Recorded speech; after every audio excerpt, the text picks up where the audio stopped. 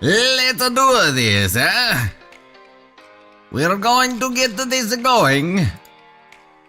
Was that the sound of a cell door closing? Hey, everybody. What's up, YouTube side?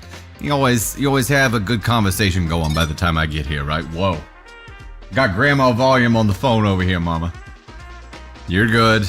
It's not surprising. What's up, Julie, Crystal, Kayla, Gemma? What's going on? Hey, Cinder's mom, welcome to the Gosh Heck and Thunder crew on the YouTube side. Heck yes. Navy Bear, you want to come say hi real quick? Navy Bear's getting ready to go with Grandma, but she's here for another 1 minute. Let's go ahead and say hi. Come on up. You can show him your little squishy thing. Show him. Whoa, it's a unicorn popping out of an egg. Bloop. Bloop. Bloop. You're such a goober. Whoa! You gonna have fun with Grandma? Are you gonna have fun with Grandma? Yeah? Give me big hugs, okay? I'm gonna make a rainbow bubble. You're gonna make a rainbow bubble? At Grandma's house. Oh, cool. Give me a hug, you stinker.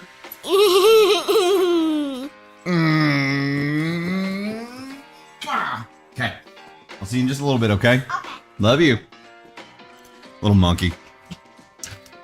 Online, hate people, lol, Frankie J's mama. Prefer online, Fane, but sometimes you have to get out and about, or you'll go nuts. Yeah, I think it depends. I think it depends on what it is. I think it just depends. Chelsea, perfect notification time. Hey-o, perfect. There you go. Kunky, online, there's more choice. Online, please, for Quiet and Enter Jerry Hill. I think there are some things that, like, some things you have to be in person for, right? Online, generally, and even for level 1 shopping, right? Level 1, like, doing research. And I'm thinking, like, the kind of things that you have to kind of see or feel in person, like a couch or something, right? Which, even that, like, I mean, we've bought a couch online. Just basically, you know, building out your specs and you're just crossing your fingers and hoping it's comfortable whenever it shows up.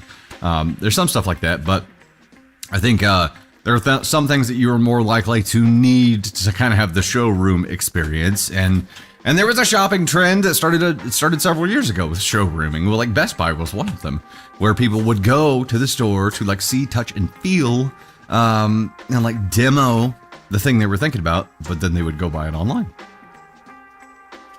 So there are some kind of hybrid approaches like that, right? Generally, though, I agree. Online. Clothes shopping in store, Candy Thunder says. I guess if you're buying clothes online, it's from brands that, like, you know how things are going to fit and feel, right? You know ahead of time. Women's sizing is, I mean, depends on the brand. It gets wonky. Badger Buff Kaz says, I set an alarm with thunder sounds that says Dusty Thunder, so I can come to the lives now. Perfect. That's perfect. It's too papally out there, Rebecca. I get it.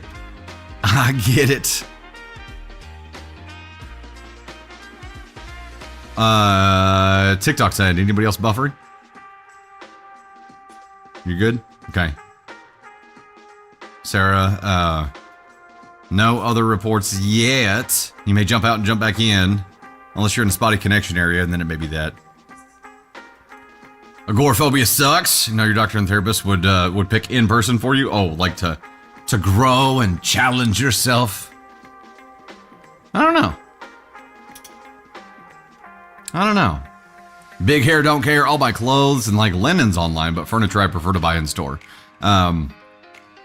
Yeah, so I'm interested specifically on the furniture side of things. We have a furniture client down in Dallas, and I know people, like, we have a tight radius. We're only advertising to locals pretty much, but I know a lot of people will come look at inventory, look and see what's available on the website first, and I think that's an important step. We're to a point now where even if you have a local brick and mortar kind of store, people are going to want to see what you have online before making the effort to drive to your store.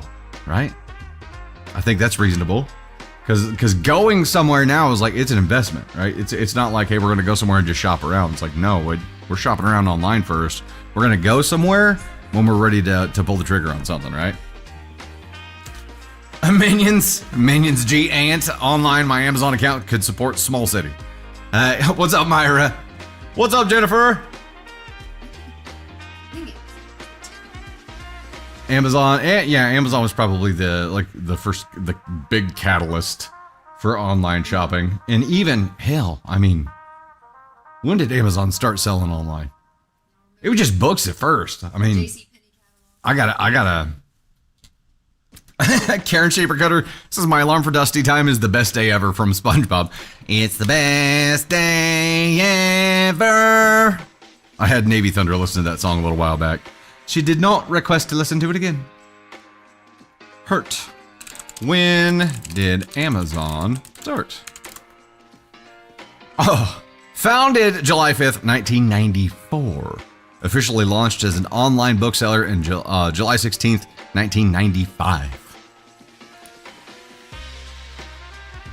95, y'all. Wow. Overkill. There's an interesting point there. She says, getting elevated and heading to a furniture store is one of my favorite hobbies. Huh. So just like feel the different textures or pretend like you're living in a different room like every 2 seconds because they have like the living room setups and the bedroom setups and stuff. You can just be like, hey, I'm going to fully immerse myself in this experience. Tanya Wertz, mostly online for food and essentials for big things like furniture in-store. Antiquing. Yes, antiquing, definitely an in-store experience. Yeah, you can't garage sale online yet. Macari, that's like higher ticket items though, right? What if there was a solution where you could like straight up average garage sale online? I guess that's kind of eBay. Yeah, Facebook Marketplace, that's kind of eBay, and that's a pain in the butt. It is a pain. Jennifer, yeah, they've been making for a while. IKEA is dreamland. You know what? Confession time. Never been to an IKEA. Driven by a few. You've never, next weekend? Maybe 3 weekends. I don't know. Sometime coming up. It is a few weekends out. Candy Thunder and I have a trip to KC, an overnight shopping trip figured out because taking a trip up to KC and going to IKEA is legitimately the one thing we have planned for our friggin' anniversary. For our 10-year anniversary, we're gonna go to Kansas City and go to IKEA. I'm excited. If that don't say love, I don't know what does. We do. We've got a project at home we're trying to get figured out.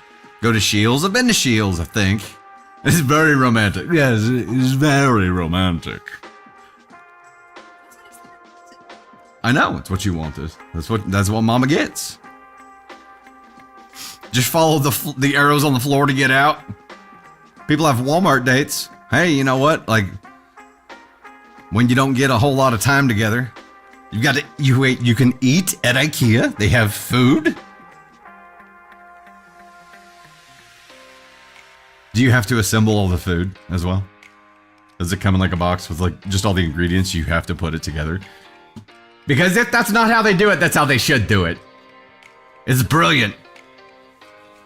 And wine?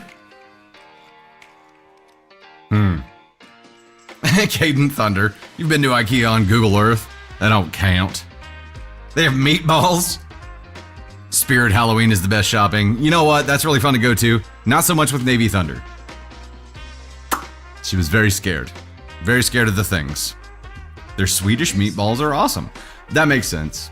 It's a Swedish establishment, right?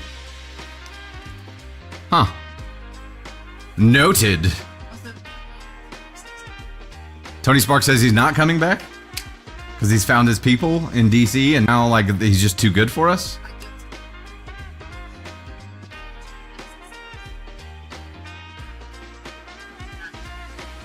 He's moving back.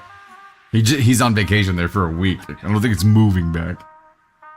There is a part of me though that is like, you know what? Like, if you've got the freedom to be able to do that kind of thing, more power to you, right? Like, Do it's. not give him ideas. I'm not giving him ideas. I'm just saying, more power to you. I need to edit this gift thing here. I did not set the gift goal for the TikTok side. I meant to. I forgot. So the people that have contributed to that so far: Geeky Fane at 130, T Half 90, and Call Me Gracie. Thank you guys so much. I screwed up. I'm gonna edit that right now. Yes. I'm sorry. We don't have Tony Spark here today, so I'm I'm all out of sorts. However, Caden Thunder and Candy Thunder rocked it out and have everything ready for us here. So the first thing we're gonna go for on the TikTok side is a Candy Thunder appearance. It's starting at 4K bolts, and I'm getting that launched right now. I will pin it for us here, and then we'll start getting into the show, ladies and gentlemen. All right, let's rock and roll. Brittany says online only. Candace with an I says, I love hearing Candy's commentary off camera. It's so funny. I have not set up the Peanut Gallery camera yet. It's on my list. What are you looking up there for? Checking to see if there's a camera up there? It's right here. It's a second camera right here, but I'm just going to point it that direction. But I'm going to pip it. I'm going to do a picture-in-picture so we can have it pop up there when the candy cackles begin. You know what I mean? A school desk? You should. So that it'll be easier. I think it's great. One of the videos we posted yesterday, so many comments about how Candy Thunder's laugh in the background, like it's an infectious laugh. When you laugh, it makes other people laugh. Like it's a cackle. You have a cackle level, but like I friggin' love your laugh. We had a conversation about that last night too. Friggin' love it. Frickin' love it. Ladies and gentlemen, welcome to the Gosh Heckin' Stream. Today, coming up, we have stories about awkward Easter dinners, cheating brozos, mother-in-law stealing your seat at the table, teachers stealing from students, walking out on your sick partner, mom stealing tuition, teachers overstepping boundaries, and cake. We have unlockable cake story and spicy story today. Like I said a minute ago, the first goal on the TikTok side is 4 cables to get Candy Thunder up here. On the YouTube side, it is 10 supers, $2 and up to unlock a spicy story and confetti. I believe the cake story unlock is the second goal that we're doing on the TikTok side. So we got it all figured out. Hey, reminder before we get going here, YouTube VIPs, members of the Gosh Heckin' Thunder crew over there. We have a YouTube members only live tomorrow night, 9 p.m. Central. I said tomorrow night, and I'm like, is that right? Is it tomorrow night? Is today Wednesday? Is tomorrow Thursday? Yes. Tomorrow night, 9 p.m. Central, YouTube members only live from the home studio. It's going to be a hell of a time. I'm so prepared. You're so prepared, she says, not facetiously at all. Yeah. Well, sure I can. I'll do that momentarily. This just in, ladies and gentlemen. I need to set a new subscriber goal on the TikTok side because we actually hit it over there. Look at that. We are at, what is our fam at now? We're at 422 of 420. Look at that. You guys helped us hit it in the last one. Holy crap. You're amazing. We're going to set a new one now. Let's do this.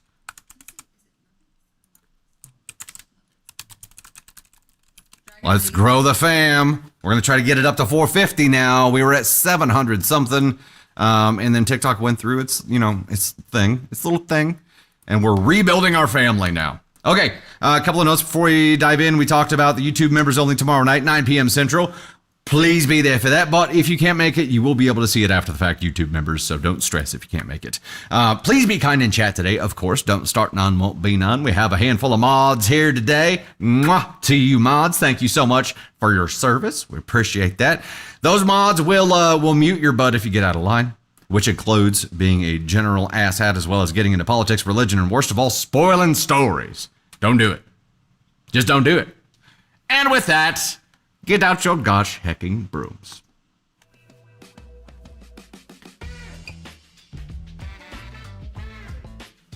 I always do that. What do you mean, what am I doing? I always do that. I always say get out your gosh hecking brooms. I hit the button for the music and the animation, and then I walk out for a second and I walk back in. I walk out and she looks at me and she's like, what are you doing? This is what I always do. Beyond dropping the $2 on the YouTube side, so when can we tune into Imperfect Storms episode 2? Well, We recorded it last night. And there was sound this time after that 2+ hours of recording, unlike the previous time. We finally got it done, y'all. We finally recorded Imperfect Storms episode 2. Shane's over there editing it right now. I see it on his screen. So I would say maybe Sunday. This coming Sunday, possibly. We'll see. He's working on it right now, though. He's working on it. 2 minutes, I said to you. Shane did say, how many F-bombs did you have to censor in 13 in the first 20 minutes, and only one of them were mine? Tater gets comfy at home, and she's like, F this, and F that, and F you, and F you too. Got that Sweet Home Alabama drawl on it, too. F you, darling. All right, let's go ahead and rock and roll, ladies and gentlemen.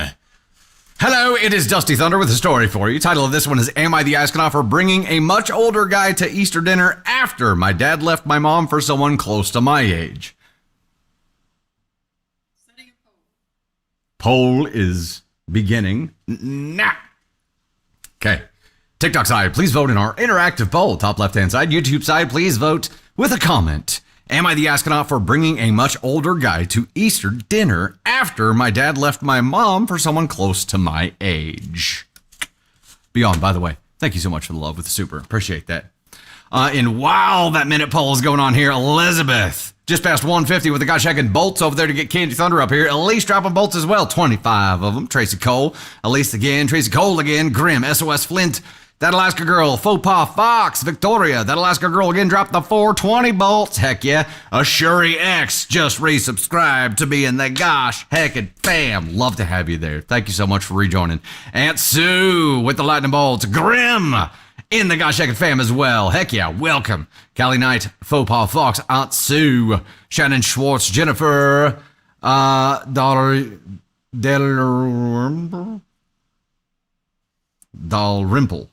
Jennifer Dalrymple, right? Please tell me I got that right. Spacey Stacy, Bailey Chapman dropped the 235 in the Gosh Heckin' Bolts. Kristen Museum Girl, Tracy Cole, Shay Shay, Angie, Twin Mama, Victoria, Ashuri, Bailey Chapman, Gracie, Beatrice, Charlie Diego, Gracie, A Coward Heart, Purple Crazy Cat, Sarah, Taylor Devin. You guys are awesome. Thank you so much for the love. I am at... Look, I'm at an NTA. I'm at an NTA here. Like, yeah, that's a shitty situation, but it's not your fault what happened with your parents. That's my snapshot response here. Poll ended at what? Let me see it, please. NTA won. ESH was not far behind. Okay. I thought about ESH for like half a second. I thought about it. Let's dive in. Let's dive in and see where it actually is here. I, 18 female, moved out at 15 when I got into a boarding school abroad. When I was 12, my dad, 45 male, cheated on my mom, 43 female, with a woman who was 20 at the time, now 26 female. They ended up divorcing, and he's been with her ever since. She's only a few years older than I am, and for the past few years, she's been at every family holiday. She's clearly only after his money, but he's too stupid and stubborn to understand. This year for Easter, I flew back home and asked a friend of mine, 38 male, to come with me and pretend to be my boyfriend just for a few days at home. Well, that's different. It's not like you were dating somebody. It's like you intentionally recruited an older person to prove a point. That's different. We'll see how it plays out, though. After dinner, my dad pulled me aside and told me he felt uncomfortable with the situation. I told him I didn't do anything wrong and that after him, love has no age. He told me that I ruined everyone's Easter by being selfish and bringing someone his age to dinner. I flew back to school, but now I'm getting messages from a few relatives saying that I should apologize to my dad and break up with my boyfriend. I haven't responded. I don't think I'm in the wrong because he has made my entire life uncomfortable since the moment he cheated on my mom. Am I the astronaut? There's an edit, but before we get into that, I wish OP would have said... Okay, Dad said to OP, you ruined everyone's Easter by being selfish and bringing someone my age to dinner. I would have been like, ditto, but backdate that. How is your behavior okay, but mine is not? Now, remember, OP is 18. Dude was dragging him going after someone at 20 is way worse. And he was, 40 something at the time? I know she was proving a point.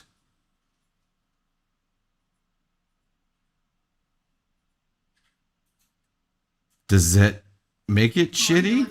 No, not yet. I'm trying to process this thing through. Like, I know she's proven a point and was doing it to be petty, and maybe that's where the assholishness potential comes in, right? If this is someone she was actually dating, like NTA, doing this to be petty and prove a point, maybe.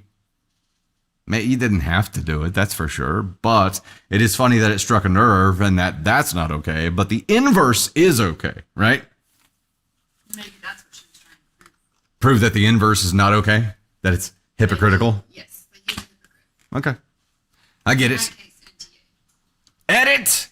Seems like many think this is a lie. I would too, but I met my friend at a book club when I moved to the US. I'm from Europe, and he's been a great father figure to me, to be honest. When I had no friends there, he would buy me dinner and actually spend time with me. And he's recently divorced from his high school sweetheart, so he would have spent Easter alone anyway. Therefore, I decided to take him with and show him around. I know this is immature, people. I know it's extremely immature of me.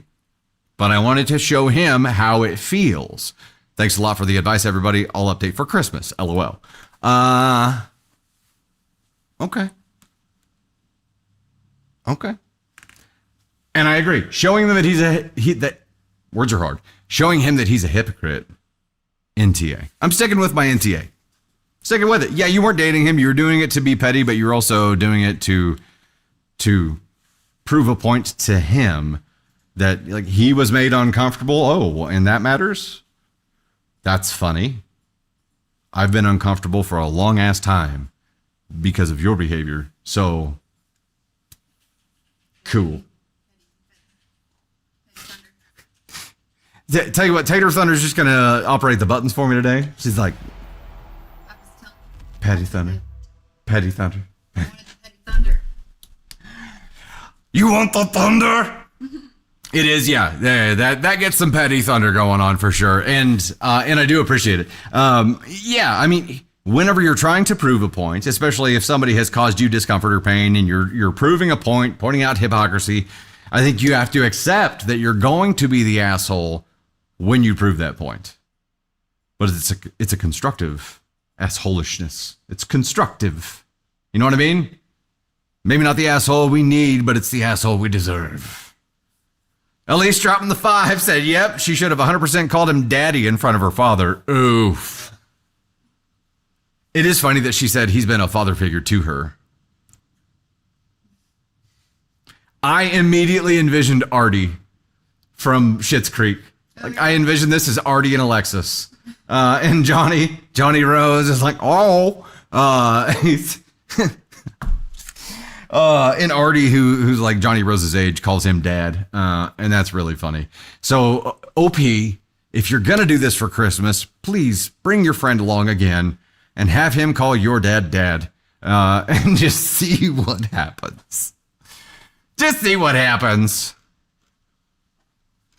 Artie's such a young soul.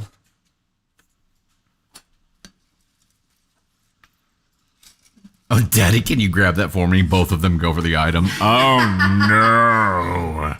Fake a proposal? Oh, no. Okay, going the official NTA. NTA, constructive assholishness. There we go. It's constructive. Let me pivot just a little bit here while we move to the next story. Michael Speck dropping the rose. Anna Hartman dropping the 2 hundo bolts. We are at 22 hundo, 4K to get Candy Thunder up there. CT Civil, Anna Hartman again. Victoria, Shay, Wendy Johnson Burrell, CT Civil, Amber, Milford, Nisi. Hello there. Wendy Johnson Burrell again there. Amber, CT Civil, Echo 42X. Kirsty, Jacqueline Mendez, Aunt Sue, Elizabeth, Queen Bee. Tammy Lee, Milford, Elizabeth again there, Tabby, Dylan Sprague in the house, and Elizabeth dropping the 293 bolt, Shadow Wolf, Elise, Tracy Cole. Thank you guys so much for the love. Appreciate it. Shay says, who knows, they may actually end up together. You know, those relationships that start off as friendships are sometimes the most stable ones. The edit was was saying, seems like many people think this is a lie. I would too, but blah, blah, blah. So that was just to get it. She said she would update for Christmas. We got a little ways to wait, but I think it'll be worth it. Need a Petty Thunder sticker? There might be one in the swag shop. I know that design we have on like shirts and stuff, the Petty Thunder one. It's there. I think it's there. I might order some glitter stickers. Yeah, some glitter stickers. Petty Thunder ones. That would be good. It's on special. Yep. If you want to do that though, let me know because I have to do. We did it for another one. I have to do a special design to make the glitter like come through. It can't have like the background color or the fill color. It needs to be more outline focused.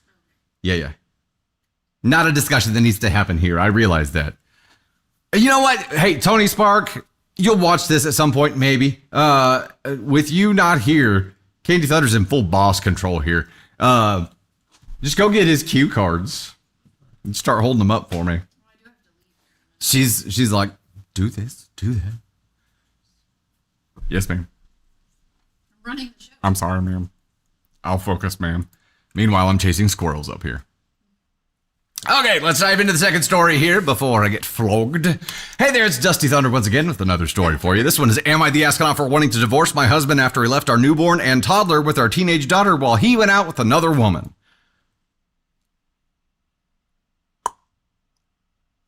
Wow. Come again? Starting the poll? Yes. Am I the astronaut for wanting to divorce my husband after he left our newborn and toddler with our teenage daughter while he went out with another woman? I'm going to go with a pretty easy NTA here. The one unknown on title alone. And if this is your first time here, we just play this game where we cast a vote. It's a guess based on title alone. And then when we read through the story, we figure out how wrong we were. What we've generally figured out is that OPs aren't great at writing titles. The one unknown we have here is the another woman. Could be his mom, right? She doesn't specify. Like his affair partner, his girlfriend, his side piece, his sister, his mom. We don't know. It's just all we know, another woman. Still going NTA for wanting to divorce her husband after that because guessing the leaving the newborn and toddler with the teenage daughter was not something he discussed with wife first and had her, like they were both on the same page about. He did it without telling her. That's guessing. I'm guessing. Guessing. Your flappers are gasted, Cass? Yeah. That's a whopper of a title right there. Poll is over. And hard NTA. No room for error on this one. NTA. All right, let's dive in. A couple of days ago, I decided to take a much needed me day. I told my husband how I felt, and he agreed that I could go out for a bit. I went out with my mom and sister for lunch, a mini shopping spree, and we even got our nails done. It was lovely to have some time to unwind. I left the house around 1 p.m., planning to be back around 6 p.m. My husband was supposed to be at home with the kids since we don't have anybody to babysit on short notice. While I was out, I received notifications from our Ring camera. Around 5:50 p.m., I saw something was happening at the front door. I called my husband, who assured me everything is fine and that he was just picking up a pizza. I thought nothing of it, knowing he was with the kids. Fast forward to around 6 p.m. when I got another notification that he was back home. Due to the long wait at the nail salon and bad traffic, I didn't arrive home until 8 p.m. When I got inside, I immediately noticed something was off. My husband's car was gone. I walked into the house to find my toddler playing with spit, and my newborn was crying uncontrollably. My teenage daughter was in tears because she couldn't calm the baby down. What the fuck, dude? Can you imagine walking into that scene? I'd come unglued. Body tension, just like... Yeah. I quickly took the baby, changed her, fed her, and got her to bed, checking in with my daughter to see what happened. She told me she didn't know where Dad was, but that he had told her to watch the kids because he had something important to do. Or someone. I comforted her and reassured her that it was a big task to ask for her to handle alone. I felt awful that she had been put in that situation. My husband finally came home around 10 p.m. looking somewhat drunk. When I asked where he had been, he casually claimed he was with his wife and having a good time. What? Who, me? I'm right here. It felt like a slap in the face. He took off his pants and acted as if everything was normal, completely dismissing what had just happened. The next day, when I confronted him about his absence, he lied and said he fell asleep at 7:35 p.m. He just forgot. He forgot that he rolled in at 10, schnockered, and told you he was with his wife, and pantsed himself and then passed out. He forgot all that. Who the fuck is this guy? I don't think he knows. What the fuck? I was furious and called him out for being dishonest, insisting I knew he had been out with another woman. I reached out to my mother-in-law and my own mom for advice, trying to gain some perspective. My mother-in-law minimized it, saying it was a common mistake for men and that I needed to move on for the kids' sake. You know, they need the father at home. All right. I red flagged her. What I really need to do is this for mother-in-law. So I guess now we know where your hubby learned it, because she had to just be okay with it from her hubby, his dad. I've been doing a lot of soul searching since that day. Part of me wants to fight for our marriage. I believe we can work through this rough patch. However, another part of me is devastated and feels that I deserve better. I think about filing for divorce, seeking child support, and pursuing full custody of the kids so I can provide them with a stable environment. So here I am, wondering if I'm being the asshole for even considering divorce. Am I overreacting? Should I be more forgiving because of our history? Or am I justified in wanting to leave this relationship for the happiness and safety of myself and my children? Am I the astronaut? This happened on 4/1/25. So there's an update. Oh! OP ended this by saying this happened on 4/1/25. What if it really wasn't it? No, you know what? Even if that's an elaborate April Fool's, the fact that you came home to your children in actual pain, in actual agony.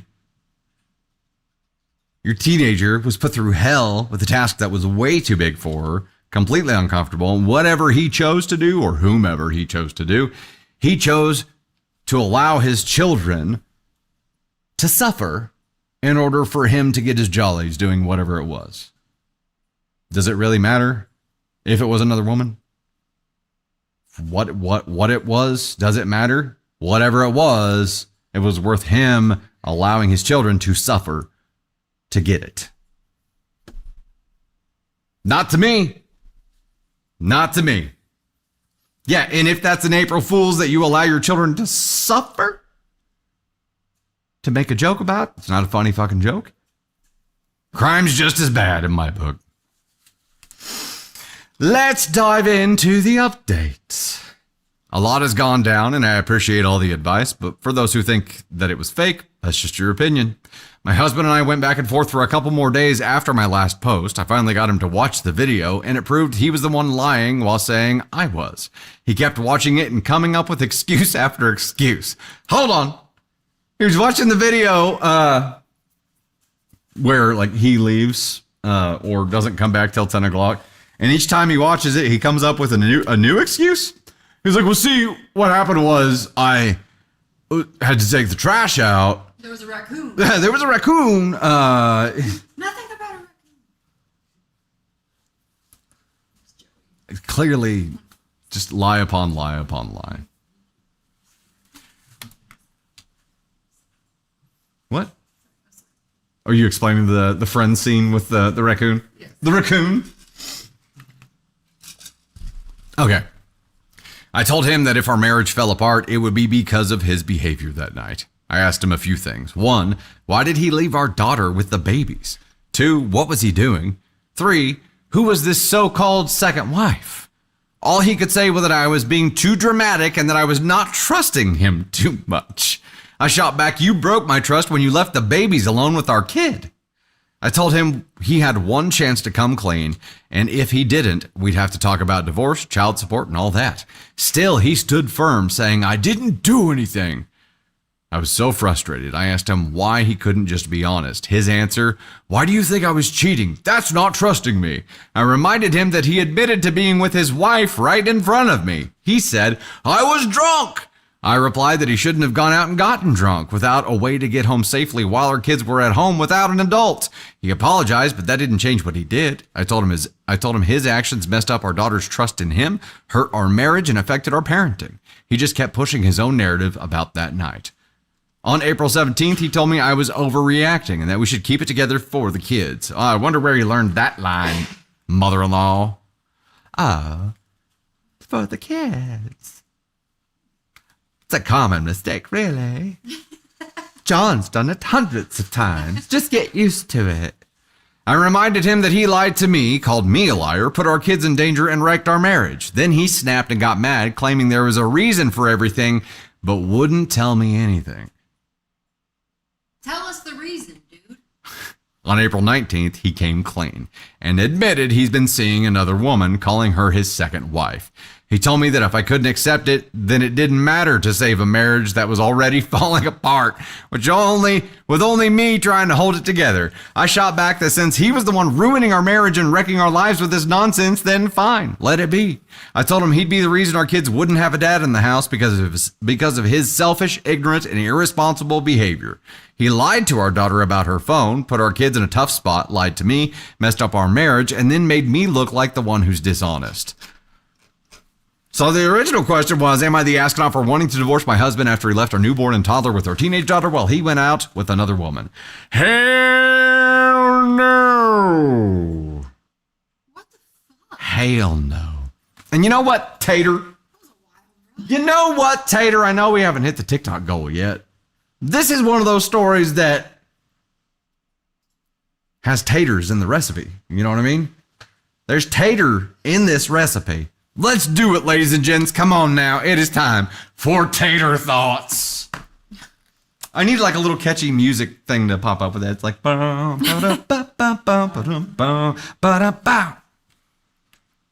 Okay. Just clip that, Caden, and that will become the music for that animation. My flappers are gassed. This was the first time that I've heard this I'll story. gas your flappers. Bad. I'll see myself out. I'm not sure what to say from that. This was my first time hearing the story. Caden found it, and for fuck's sake, dude, that was a wild ride.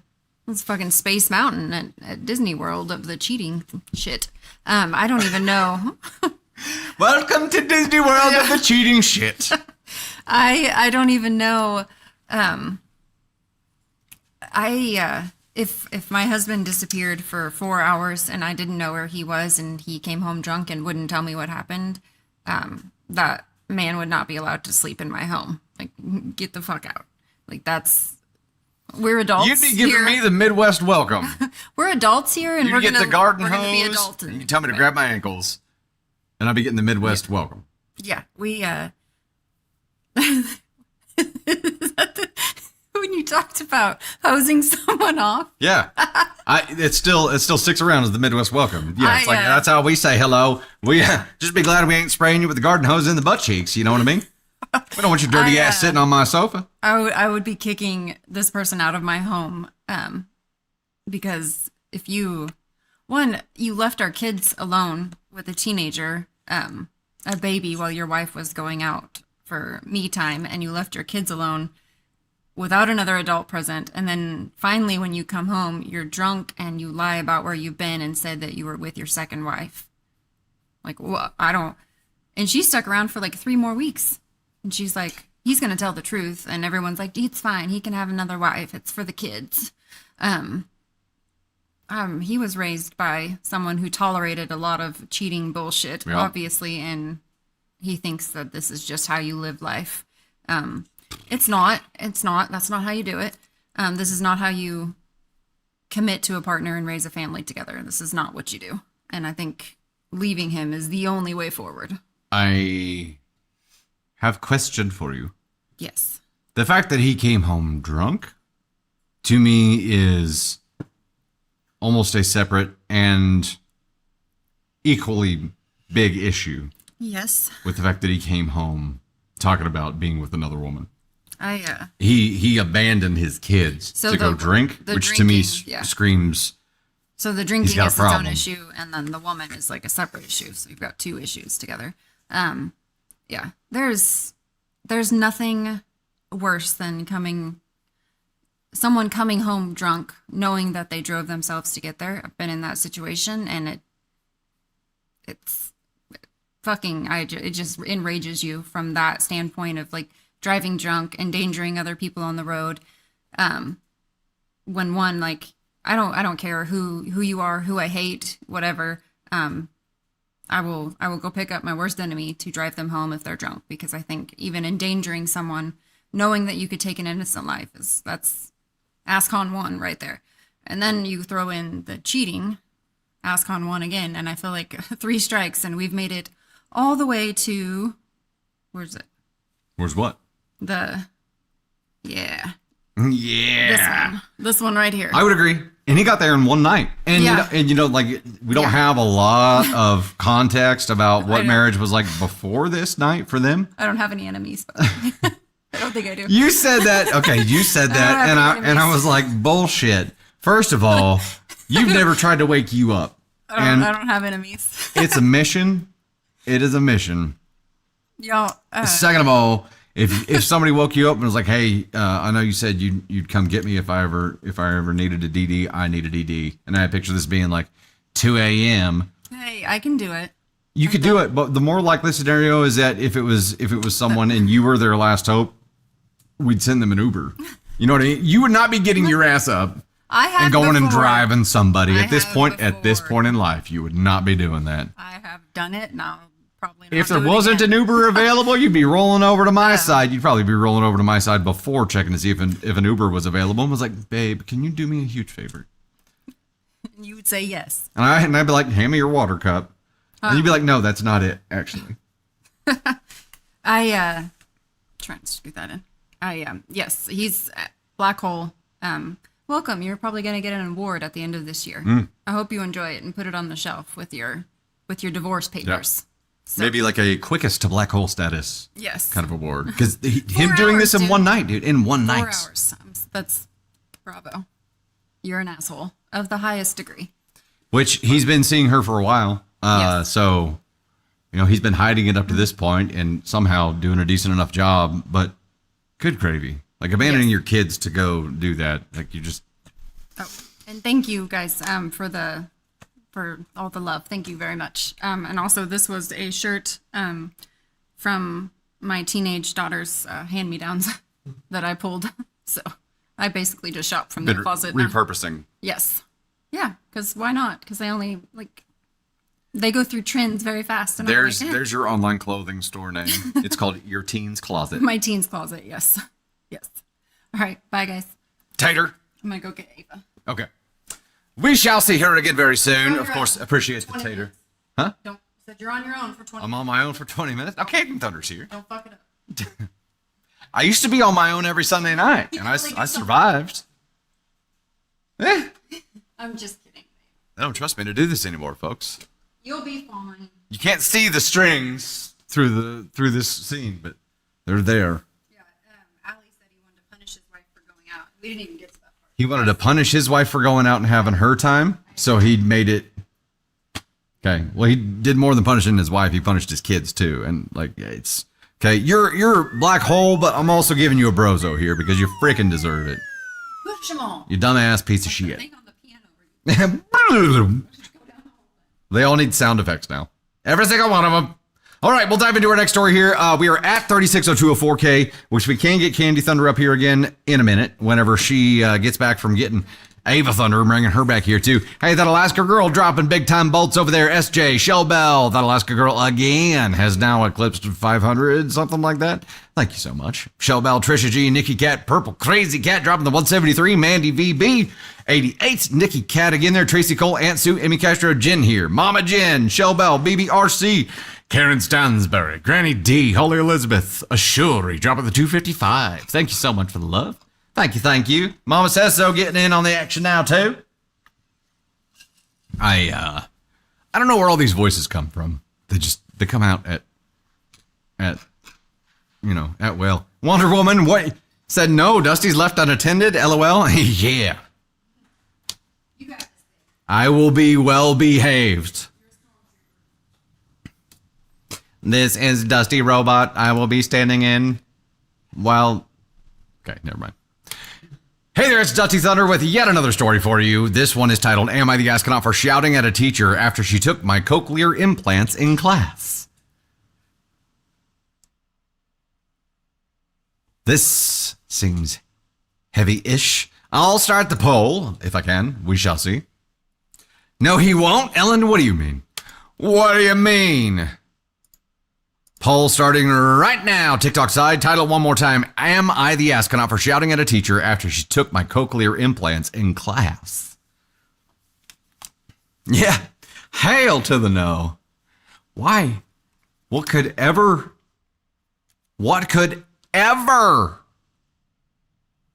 justify this? Give me your Bluetooth earbuds. Like, no, actually, no, give me your earbuds. I don't trust you. Give them. I don't know what a 2025 cochlear implant looks like, but I'm assuming it's something that could be mistaken for another kind of technology, but it doesn't matter. Like an AirPod, you don't get to make that determination. NTA, the wellness warrior hit ask on one by accident thinking of the teacher. I get it. You know, we have some of that happen every time. Every time I see a couple kind of sprinkled around and I'm like, I know what happened there. Don't worry, it's not official. We won't judge you for it. NTA won heavy on this one, except for 3 crazy people who hit ask on one. I'm just kidding. I kid. See, I'm behaving. Okay, let's dive right in. Am I the astronaut for shouting at a teacher after she took my cochlear implants in class? Before getting into this, a little background information is needed. I, 17 male, was born deaf to a hearing family. My family and I sign at home, but I need to speak while at school, as the high school I go to isn't the most accessible or disability friendly. Okay. Go ahead and red flag it right there. And I get it. Communities are different sizes, pool different funding, blah, blah, blah. I understand. But when I was 9, my parents paid for me to get a surgery to receive cochlear implants, which I only really use when at school or out with my hearing friends that don't sign. I attend a mainstream school, and as I stated, it isn't disability friendly. Now, on to the situation at hand. Yesterday, I was wearing a beanie in class. Now, usually that wouldn't be a problem when it is my normal teacher, but yesterday we had a sub. The beanie I was wearing was covering the transmitter of my CI, while the part that hooks onto my ear was noticeable. I know that there are quite a lot of kids that tend to get into trouble because they'd wear AirPods or whatever devices people use nowadays for music that aren't headphones, mainly because they aren't allowed in classes. Usually, my teachers are aware of my CI and know that it, in fact, is not a music device, so I never have any trouble, but this was a sub-teacher. She was not aware of my CIs at first. Keep in mind that at first. Okay. While doing some assignments, this sub, who we'll call Mrs. K, came up to my desk. I don't know what exactly she thought my CIs were, but she did not like them. Originally, she questioned me and told me to remove them immediately or she would have to write me up. I explained to her, made her very aware that what I was wearing was for me to hear, and even took off my beanie to show her. She pretty much called bullshit and attempted to take my CIs off. Oh, like, put hands on you? This was an absolute no-no. I, on instinct, slapped her hands away and stood up before starting to lecture her, telling her she has no right to try and take my CIs. After this little stir, I sat back down, thinking that the situation was most likely over. I was wrong. A little bit afterwards, she came up from behind me and literally snatched them off my head.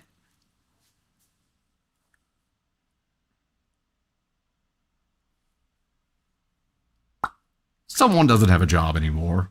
There's no way. If this person is still employed by the school district, then the school district is on the hook. I mean, they are either way. But that's a oof.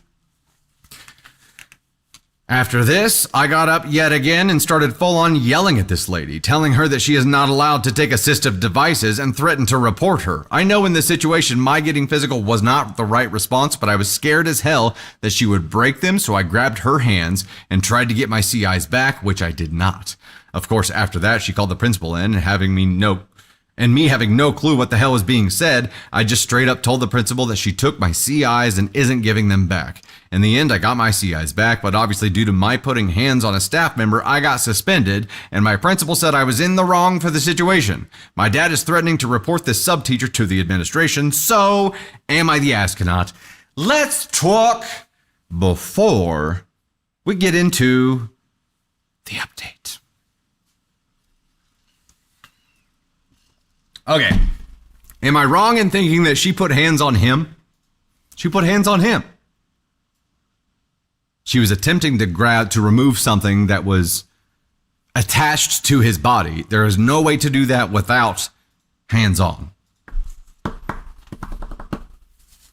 They're magnetic on the back of the head. But she still has to touch him. And this medical assistive device is an extension of him. So either this is somebody who is grossly undertrained for what they're doing, or ignorant, or arrogant, or both, all three. We have some teachers in here. I know we do. Is this something that a sub would ever be within their rights or responsibilities to do?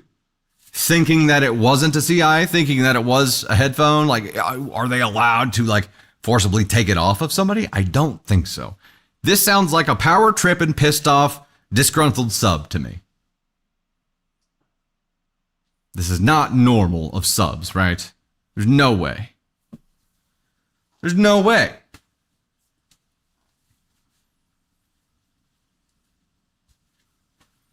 Kathleen, thank you. Can't even take out earbuds. Absolutely not allowed, Bailey Chapman. Yeah. And guess what, OP? If administration says you're in the wrong for this and what she did is justified, then yeah. Need to be talking to an attorney. A whole lot of wrong going on up in there. Let's remember, he's in a school district that is already not disability friendly, not accessible. So,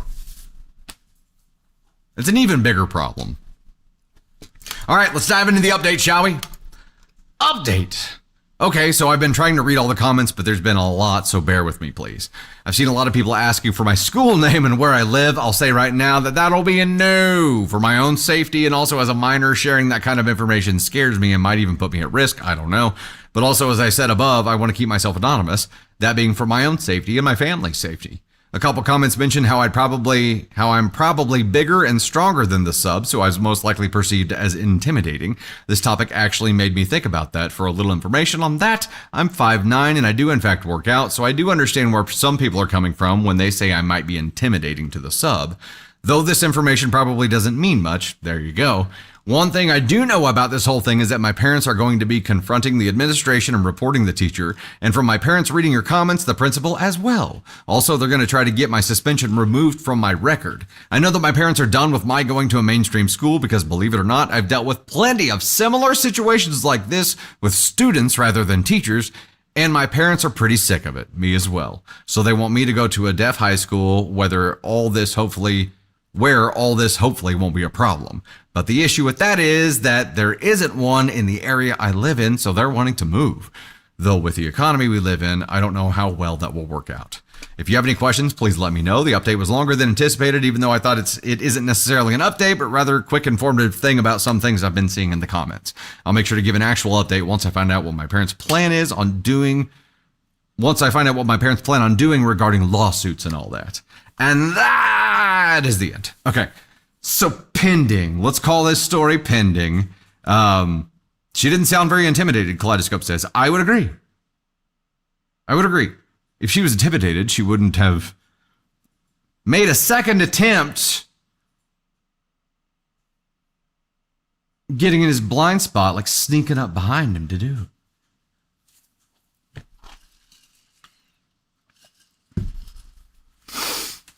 And the administrator, like the principal coming in and not getting a full debrief from both sides, just taking a sub's word for it. Dude. Wow.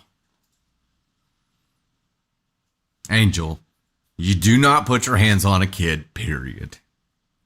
You don't. Like, how this was even a possible thought for the sub, I don't understand. I don't understand. I mean, I understand a situation where like they're defending themselves by an oncoming attack. That's it. Or pulling one off of another. Like that's it. That's it.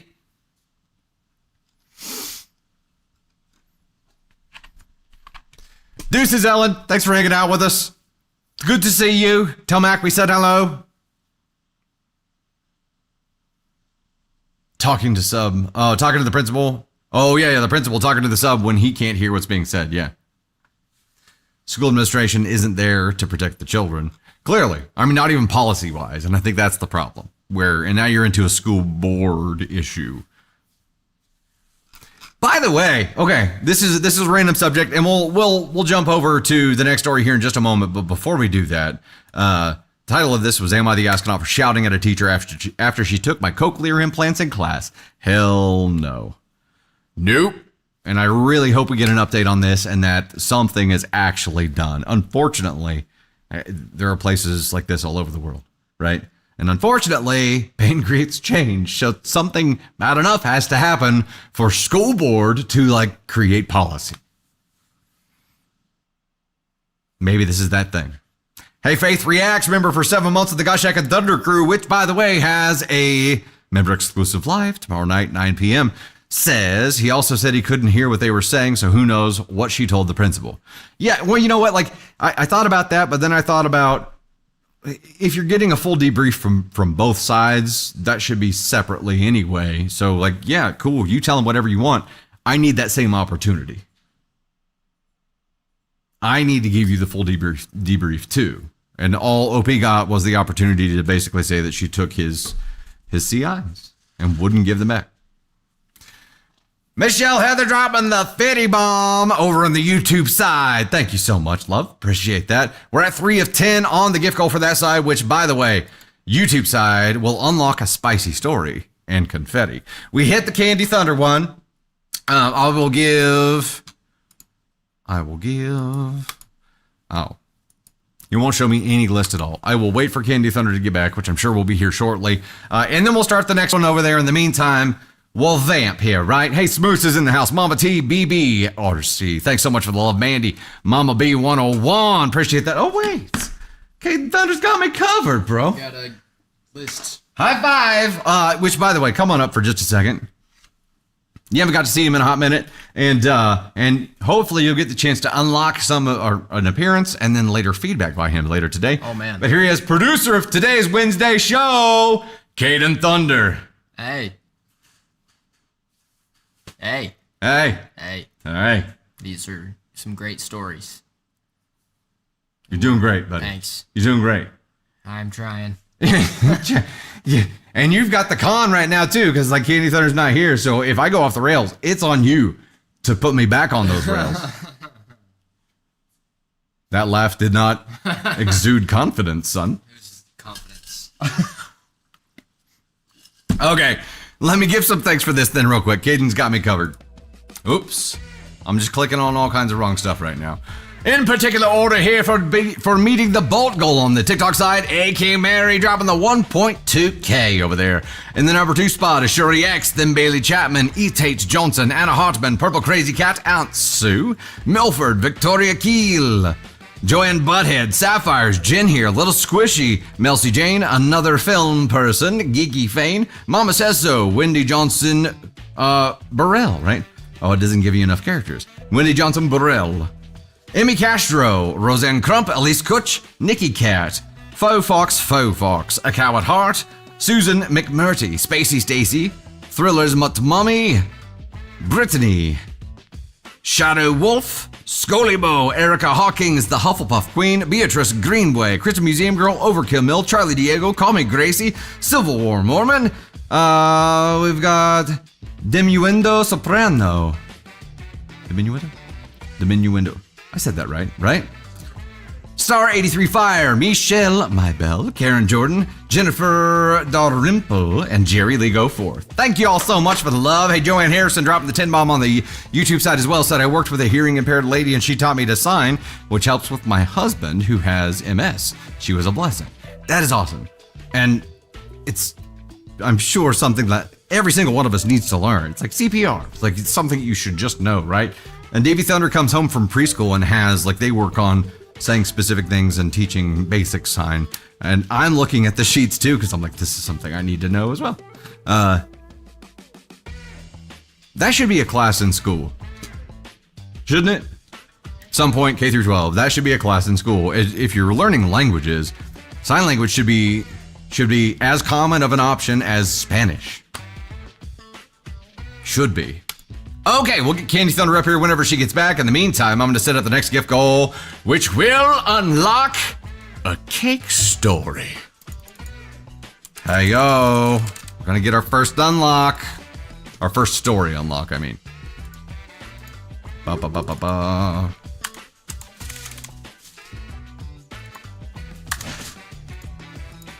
Smootsy, if you're still around, is your day going better, man?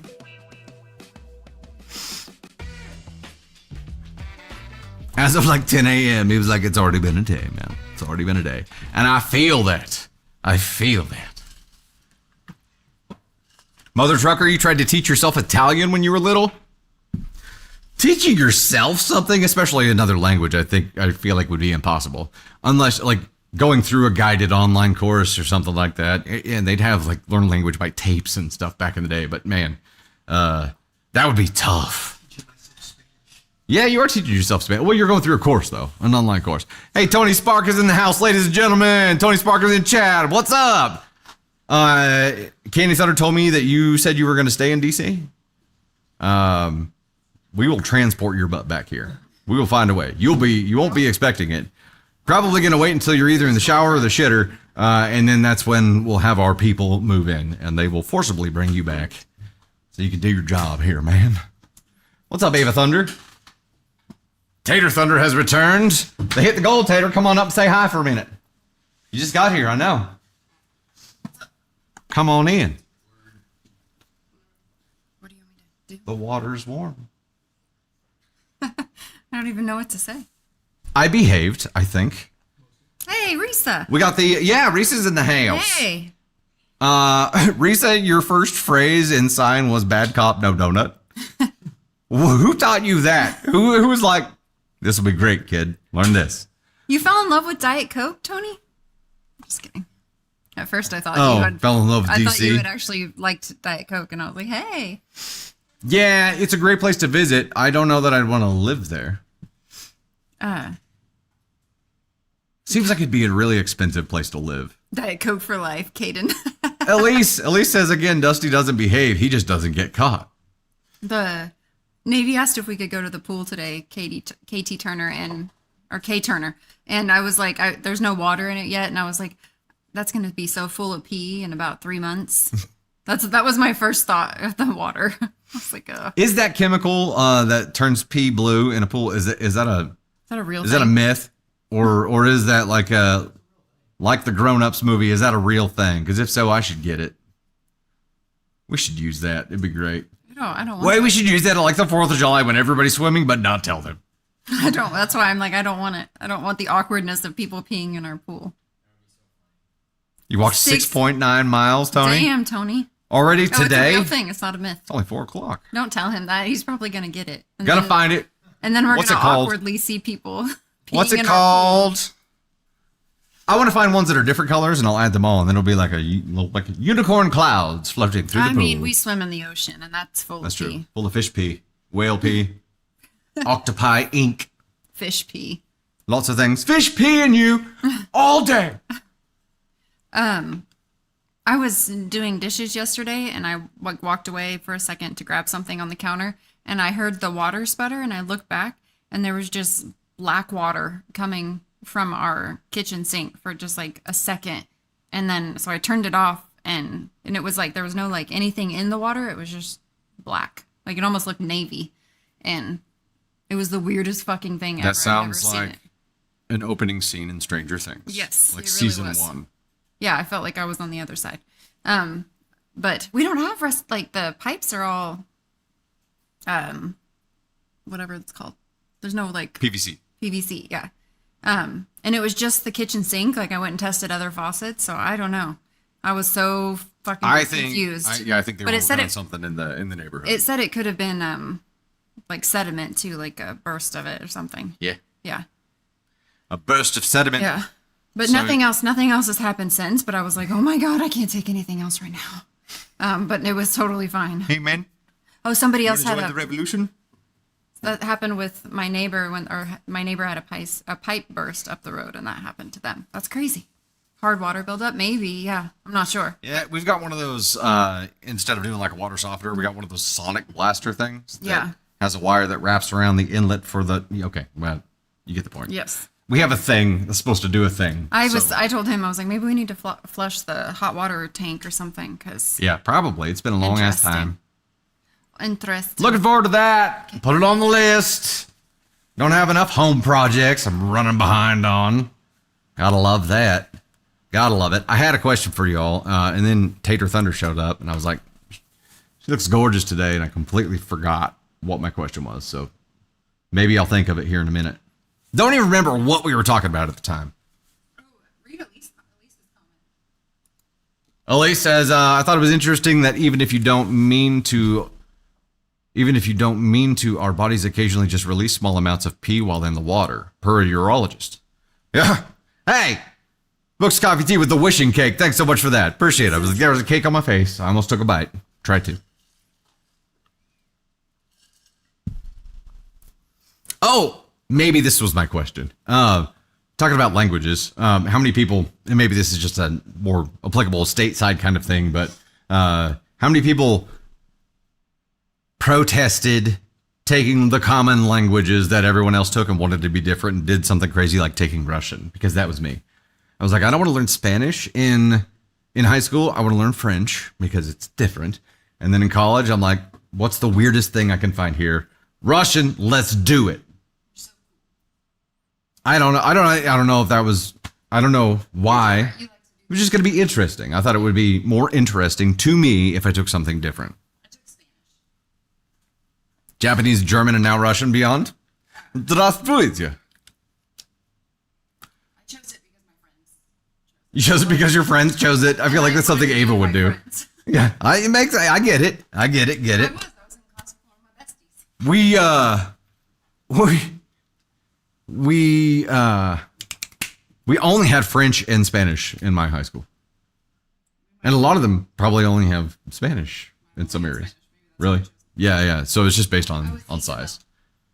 You were what? Isabel. You were Isabel? Yeah. Isa, turn the wheel, Isa. Yes. Hey, Bailey Chapman dropping figure hearts over there. I like my dog more than you with the heart me. Thank you.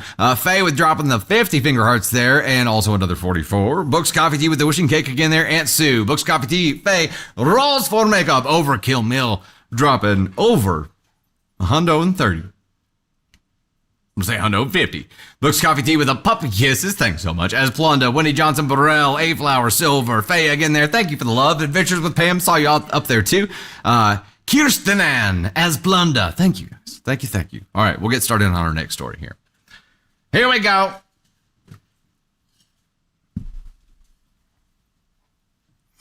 German would be a fun language to learn. It's very throaty. We're on 4. Story 4. All right. Hey there, it's Dusty Thunder with the story for you. This one is actually from Best of Redditor Updates and is titled, My Daughter's Dance Teacher Invited Her to a Sleepover at Her House. Will I be the astronaut for formally complaining? Speaking of inappropriate teacher behavior, this sounds like something that definitely shouldn't happen. Title again, My Daughter's Dance Teacher Invited Her to a Sleepover at Her House. Will I be the astronaut for formally complaining? You mind starting a poll for us, Mama? Already done did it. I'm at NTA. I'm curious to see everyone's thoughts on this. After the story or based on title? Just the story, yeah. I read it. Candy Thunder and I actually shared a an English professor at college. We didn't know each other at the time, or we knew of each other, previous acquaintances, but still, we weren't close at the time. So we had him actually at two different periods in life too. Mike Rogers, Professor Mike Rogers, Missouri Southern State University. He was the best. Like, you encounter, if you're lucky, a professor or a teacher in life who just really unlocks something in you and does it by challenging you, right? Like no other teacher has before. And that was Mike Rogers for me, because he called bullshit on my bullshit. And it was the first time it had ever happened to me. And I was like, okay, motherfucker. So I wrote a paper. I'm sure this was my rebellious, I don't really care phase, but whatever. I wrote a paper and he chopped it up. It was covered in red. And it was basically, you can do better. And I got offended and wrote a manifesto back. And he marked on that at the very end and said, this is more like it. And I'm like, fuck you. But damn, that was smart. Yeah. So smart. And at that moment, like that was like, okay. Oh, okay. I get it. That's what a great teacher does. Okay. I made it my fucking goal to get my paper read in his class. Did you? And I fucking achieved it. Like, that was my goal. He challenges you. Yeah. And like you challenge him. You try to challenge him back. That's the funny part. He convinces all these young adults fresh out of high school to try to challenge his ass, right? And that's how he unlocks that greatness in them. And now we run into him out and about town, and he's just still the same. Still got the same swagger, just the coolest dude. He came in with a boombox on his shoulder. He would come in with a boombox on his shoulder. In my Lit 2 class. This guy. My degree was in general business. Candy Thunders was in marketing.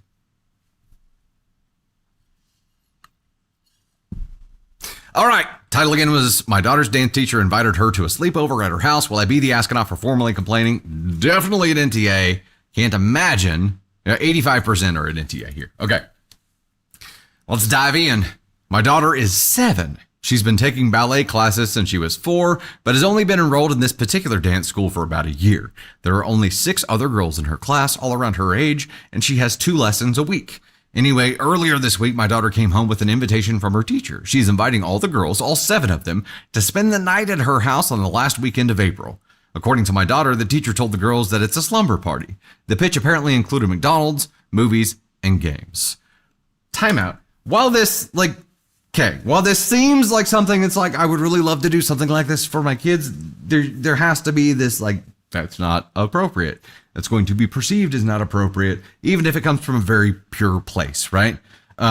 Unless that teacher's daughter is in their class too. You know what I mean? If that teacher has a kid in that class and then it's about the kid, that's different, right? I was thinking like Boy Scouts. We did like camps and sleepover kind of things with Boy Scouts, but that was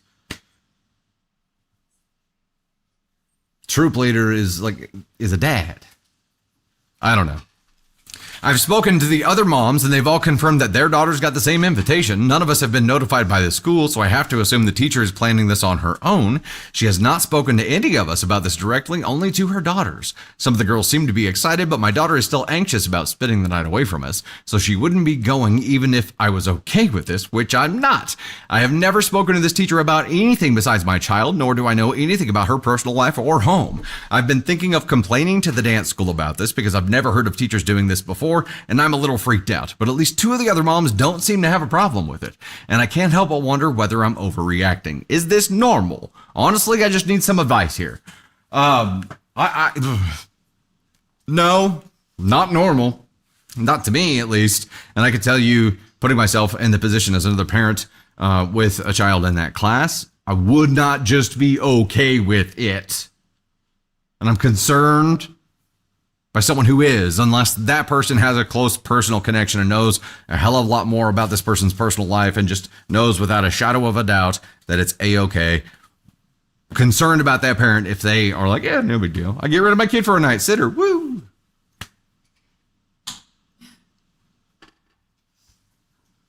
We questioned the hell out of it, Michelle. Yeah. Make permission slips, Jennifer. Okay, so yeah, you got to speak to the parents first before making plans like that. I agree, but also I think the teacher really needs to talk to the school first, and it needs to be something that is like from the school that would, if it was like a school lock-in party kind of thing, maybe, but it has to be a school thing if it's going to be any kind of thing. Putting myself in the position of the employer, of the owner at that school, or as the admin at that school, and one of my staff members was doing this, like, yeah, I need to know about it. Please tell me. Please. Because that person is putting my organization and my life's work at risk as well. Fuck all of that. Alita, no, I didn't do the like skull today. I fucked it up, Tony Spark. See? Oh, damn it. Sorry. Listen to your gut, Yvonne says. My kids did lock-ins, but not going to a teacher's house. Yeah, like church lock-in, that kind of thing. It's weird. Oh, okay. Elizabeth, former dance teacher and dance mom here. This happens more than you'd think, especially competition dance. With 7-year-olds. Nah, I'm not okay with it. I'm going to be like, okay, you're a teacher that wants to do this kind of thing. You better have a pre-event meeting at your house to give everybody a tour of exactly what's going to happen and what's going on here. As well as a live video feed so I can check in on my kid at any time and see that they're okay. Yeah, it's like a dog sitting place. Here is the update. Thank you all for your input. A lot has happened, but I'll try to keep this short. I won't waste time and try to convince anybody to like me. If you've already decided I'm a true crime-obsessed, neurotic helicopter parent Karen with diaper energy and social anxiety issues, I don't think there's much I can say that'll change your mind. And yes, I've heard of lock-ins. My son had one in his swim team last year. My son had one with his swim team last year. He's a bit older. It happened at the pool. Guardians were informed before the children were, and one of the other parents chaperoned. It's not the same thing as an unofficial sleepover at a teacher's house. All of that said, I never intended to risk this woman's job. I was just worried. So I spoke to my husband, and we decided to take your advice and speak to my daughter's teacher first. He spoke to her while picking up our daughter last week. He said the conversation went fine, but he was bothered by her reaction when he said our daughter would not attend. He told the teacher our kid was anxious, but she replied that the sleepover would be a great opportunity for her to come out of her shell, and that we should try to encourage our daughter to come. During the conversation, hold on, I'm going to go back and do this for that. While that may even be true, teach.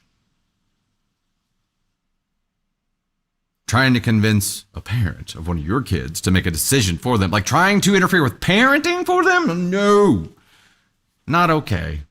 During the conversation, my husband also found out the following. She came up with the sleepover idea because she wanted to bond with the girls and figured it would be fun. She did not ask for another parent to act as a chaperone because her husband had offered to help her. First time she ever mentioned his existence.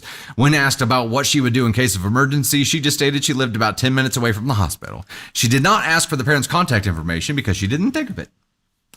After he told me all of this, I decided to email the dance school. I wrote that the teacher was planning a sleepover about which the parents had not received a lot of information. 2 days later, we got an email from the teacher stating she was canceling the sleepover due to a complaint from the dance school. She also apologized for not being more transparent with us. Some of the other moms are planning another sleepover at one of their houses so that the girls won't be upset. Not sure where or when it'll happen yet, but I'm trying to keep up to date.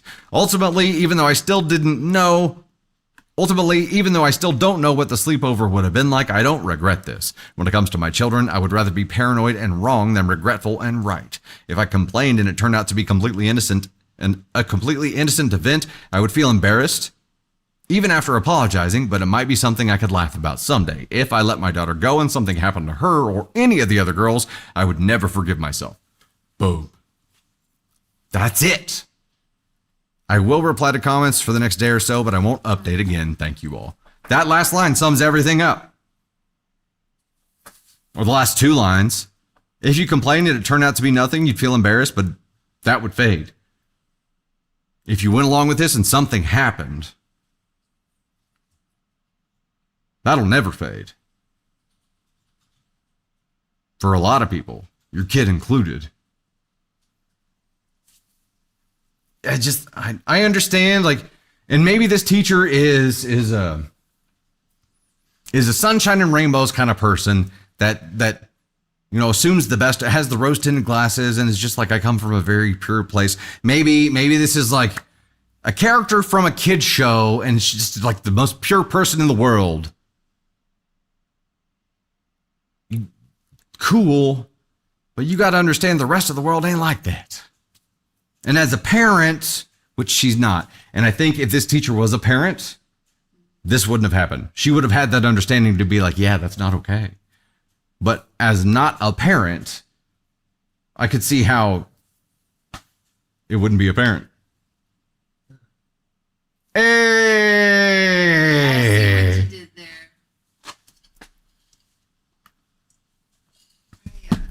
Accidental. Come on up. You kept looking. You were coming up anyway. You kept looking at me. I always look at you. Okay. It's like a hobby. That's cute. You pushed in the thing for me. Yep. Oh, I lost you. Where'd you go? There you are. Okay. Yeah, I don't care if this person is Miss Rachel herself. I don't think that this is appropriate. I was trying to give her the benefit of the doubt, but then with the update, where she hadn't really thought anything through, like, I don't know. If I don't know the parents, I don't want my child staying there. Like, that's just how I think we feel as parents. If I can't text the parent and like know them on a certain level, like I can't trust you with my child in your home. So I feel like this was they're in a professional setting. They're in a class, that they've paid to have their child in. And I do think that this is like crossing a line in a professional setting that you shouldn't invite. This isn't something, there's going to be overnight camping trips, like Girl Scouts or brownies or Boy Scouts. Like, those things are coming. You're aware of those things. You get to know the parent who's the leader in charge of this group. I think you're aware of those things, but just making an invitation to a sleepover from a dance class, having two girls that have been in classes, I think that's kind of weird. It's strange to me. And I don't have anything against this teacher wanting to get to know her students better. But I think inviting them to do something where the parents come along would be a better way to get to know those girls. I think this just feels weird to me. And I put all the icky stuff aside. It still feels weird to me, like it crosses the professional boundary whenever you enroll your child in a class, not expecting this to be that. And if you wanted to do this, ask one of the parents to host, and then you get to come too and like be involved in it that way. But I don't know. This truly comes off as young and inexperienced, though, right? Yeah. I mean, not having the wisdom of being a parent or the lack of brain cells that being a parent happens. And maybe it's because I babysat so much as a teen. That I understand like the rules and boundaries, because I'm like, even if I worked with kids at a young age before I was a parent, I still wouldn't invite them to my house, because that just takes on a whole set of like,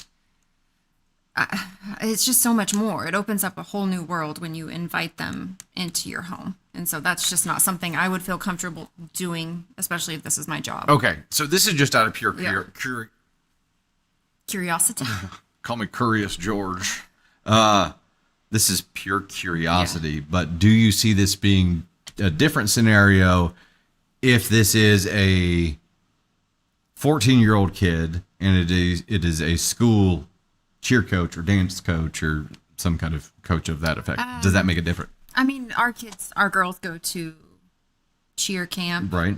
Which is a structured event. Yeah, like they stay the night. They stay in a hotel with other girls their age in the room. Like, I think that would just very much depend on the situation and how comfortable you were with the coaches. But I think that would still be a no-no, because it's not from the schools. Yes. I could see how that would be like, exactly. hell no, do not do it, not allowed. It's a professional boundary that you're crossing, and I don't think in this situation, when you have a class and someone's paying to go there, or you're in a school and your child is enrolled there, you don't cross that professional boundary. It's like I said, that's not the expectation that comes with Boy Scouts or Girl Scouts or something of that nature whenever you're going on a camping trip. You have those expectations at the beginning. You know that's coming. This is not that scenario, and I think it crosses the boundary. Yeah. That should not be crossed. And I tried to give the teacher the benefit of the doubt, but her responses are like so just entitled. flippant. Like they're just To me, I don't know. this I wouldn't gives be very. okay, I wasn't reassured by her responses. young and inexperienced, but also like former cheer captain, maybe in college, Yeah. and like her way of bonding with teammates or I like get that, it. It was a natural thing to her that she didn't see any problem with. So it just gave me somebody these who came from that, and this is the first experience she's having. Yeah, this is She's fresh out of the oven. This one. These are 7-year-old girls though. Yeah. They're very. This is a very This is not something I would be comfortable with. No. I would, especially not being okayed with the school. Like it's just all it's weird. It's weird. It's weird. I would actually be like, hey, this is only going to be okay if I'm the one who's allowed to chaperone, and I will be so I could monitor like everything myself and be there with like a baseball bat or something. You know what I mean? Be like, Get there. I mean, like I'm just. I will be private security for the entirety. Put it that way. Private security who does not pee or take shits or needs to like do anything at all. I will be right there the whole time, which makes you wonder. I would be. How does like people have security details? You think about like uber famous people like T Swift. She's got security. What if security needs to take a poop? What then? The other security? Well, yeah. Okay. But still. Not everybody has 2 bodyguards. I don't know. I don't know where we're going with this. I think they come in pairs. They come in pairs. They're born in pairs, actually. Yeah. You poop on the schedule. Okay, so the question was, would I be the astronaut for formally complaining? Hell no. Official determination. That's what I'm saying. Like, they've got to have something. They got to have something that, like, just turns that whole system off for a little while. And then, like, they just have it on a... The ghosts have arrived. My lights went out and went back on. The other side is communicating with us now. Best move on. Best move on. Adult diapers. Seems like an uncomfortable thing for security to have to wear. Quick catch up before we dive into the next one. Bailey Chapman, Shan, Allie, Titi, Isaiah Haynes, Allie Vera, Silver, Esplunda, Faux Pas, Fox, Ashley Gomez, Hazy, Chicken Titter, Faye, Mama Jen, Jen Design Store by my sign name, Esplunda, Joanne Butthead, Sarah, Minions D and Joanne Butthead dropping over 2 hundo in the finger hearts there. Ms. Helene, Faye again there. Thank you so much for the love. We're at 11:10. I'm sorry, 11:45 at 3K on the finger heart goal right now. We're 4 out of 10 on the YouTube side. In the meantime, you hear the fresh crack of a Diet Coke over there. Is that a caffeine free or is that a... You're starting to decaf at 4? Why does that feel excessive to me? I'm like, you know what? I'm going to stop ingesting caffeine when I'm ready to put my head on the pillow.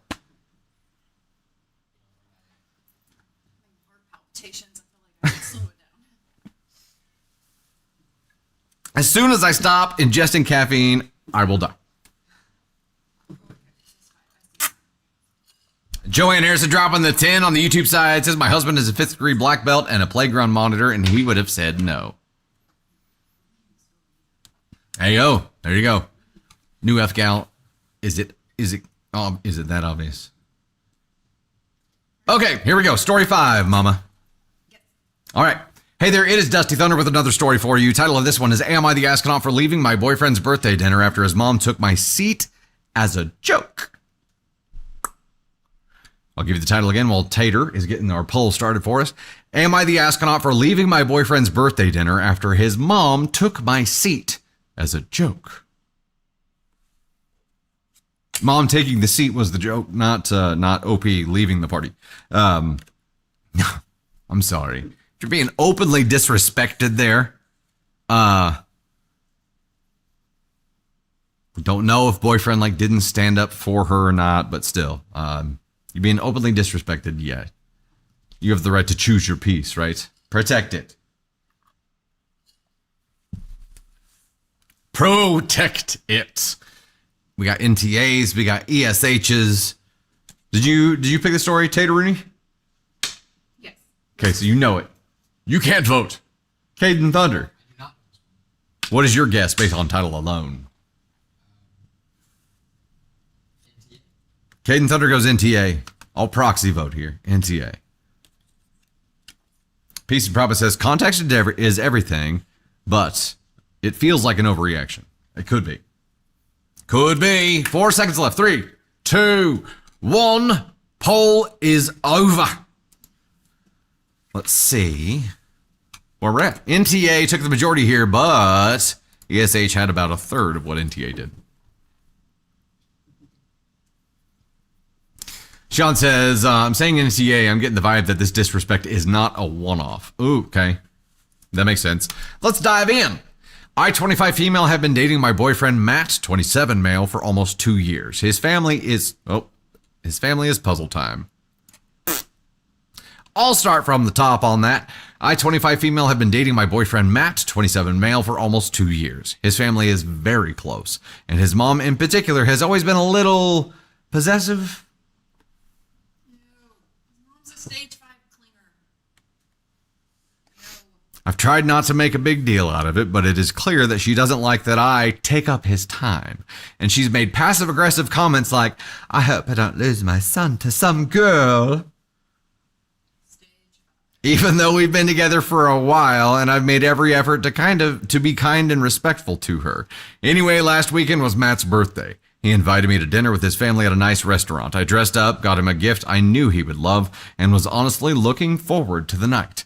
When we arrived, I noticed his mom had saved the seat right next to him for herself. That's fine, whatever. I sat on his other side.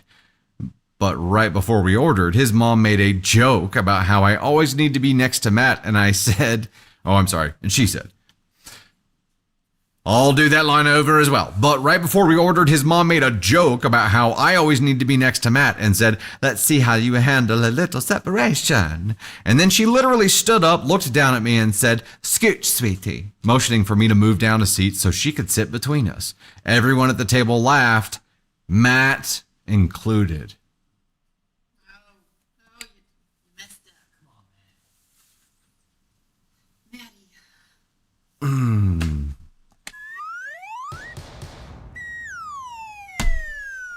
Maybe here a minute pushing buttons, folks. We just got to that level. Consider it intermission, a commercial break, if you will. Okay. I was so stunned, I just quietly got up and moved. For about 5 minutes, I just sat there, feeling small and humiliated, while she leaned over Matt like he was her date. So I stood up, grabbed my bag, and said, actually, I think I'm going to head out. Hope you have a great birthday, Matt. And I left. Matt blew up my phone later saying I completely overreacted and embarrassed him in front of his family and said I can't take a joke. His mom texted me a, sorry you were so sensitive message, which just made it worse. Now he's not speaking to me until I apologize. I honestly feel like they were the rude ones, but it was his birthday dinner, so now I'm second guessing everything. Am I the astronaut? Is the joke in the room with us? Or what? So what's worse? That's my question here. Is it worse that this shit happened in the first place, or that OP has actually fucking found herself in a situation where she's like, am I actually wrong? Did I overreact? What in the Targaryen? That's perfect. That's perfect. OP, black of hair.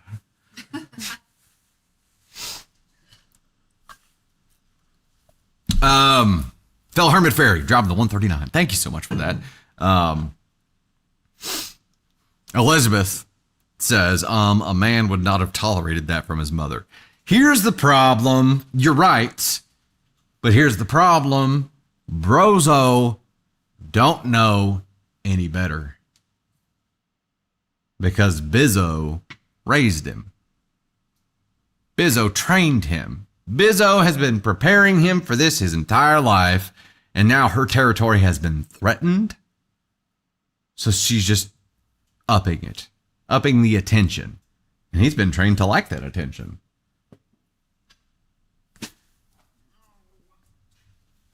Nope. I don't like it, brother.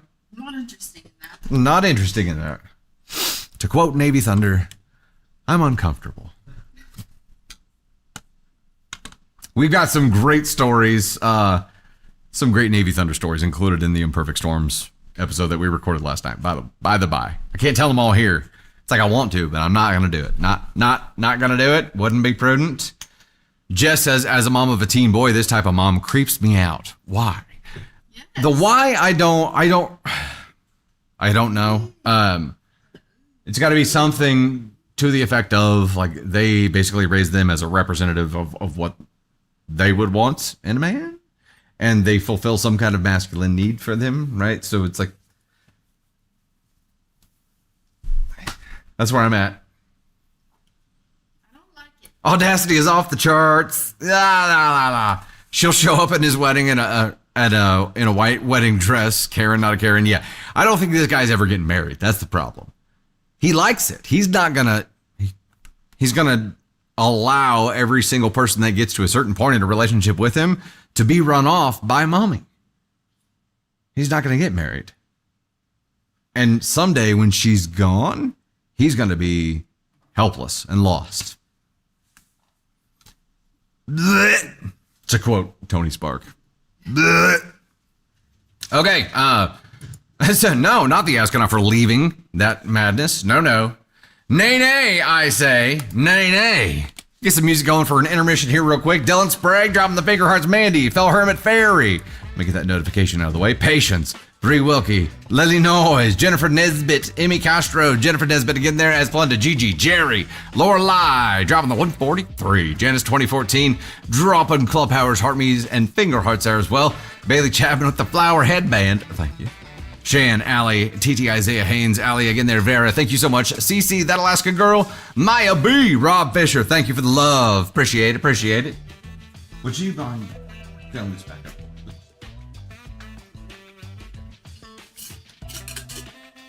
Go through a lot of water while reading stories. Lot of water. OP needs to end the relationship. Yeah, I agree. It is also really sad that OP gets at the end of this and it's like, now he's not talking to me. And I'm like, girl, why are you giving him the opportunity to talk to you? No, this is one of those like, hell no, you allowed that to happen and enabled it. You're just as guilty as she is also until you apologize and fix this shit. I'm not talking to your ass. Got gaslit into believing you were the problem there, OP. That sucks. All right, we'll dive into the next one. Hey there, it's Dusty Thunder once again with another story for you. This one is, am I the astronaut for telling mom she can bill me using the tuition money she stole from me?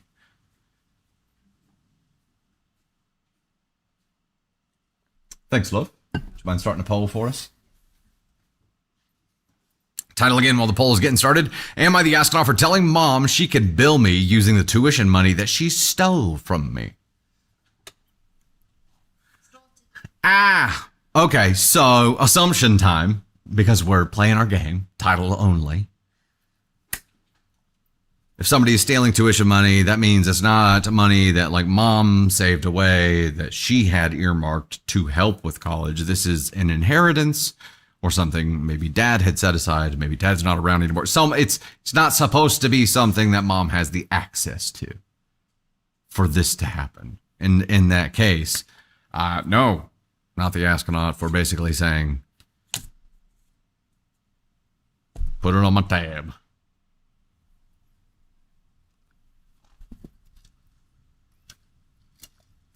Fell Hermit Fairy. Heard.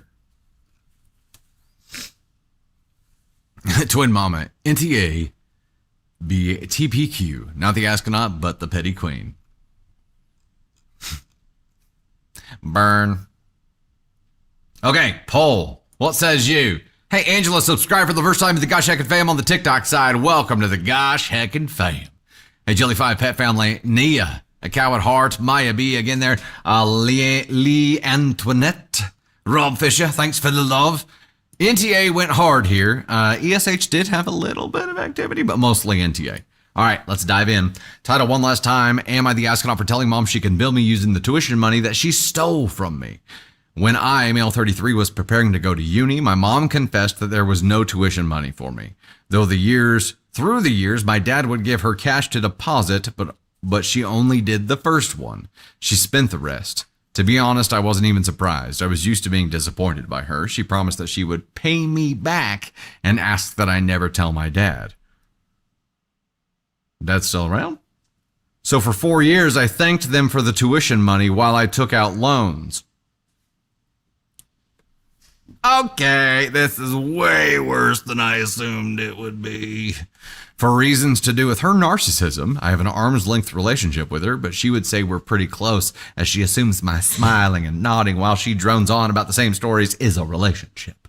We have a family cottage that she puts above everything else. She lives there about 90 days out of the year. I've been going there with my girlfriend for about 4 days for a couple summers, which she begrudges as it takes away from her time. My dad supports my going, which is how I pull it off. She recently told me that it was time for me to start paying for some of the maintenance on the cottage since I use it. She actually suggested $1,000, which is wildly disproportionate. I told her she could take it out of the tuition I owe you, and we could negotiate the amount with Dad. She was speechless. She texted me later to say that it was manipulative to bring up the tuition and threatened to tell Dad. It went on and on. I've been thinking about it, and first, I'm hurt/offended that she can't do just a nice thing for me. She has to get something for it. Second, I guess I'm not really over the whole tuition thing. Will I be the astronaut for bringing up ancient history? Was I the astronaut for bringing up ancient history and not paying her for use of the cottage? Edited to add, at the time it never occurred to me that I should have told him. I thought I was doing the right thing by protecting both of them.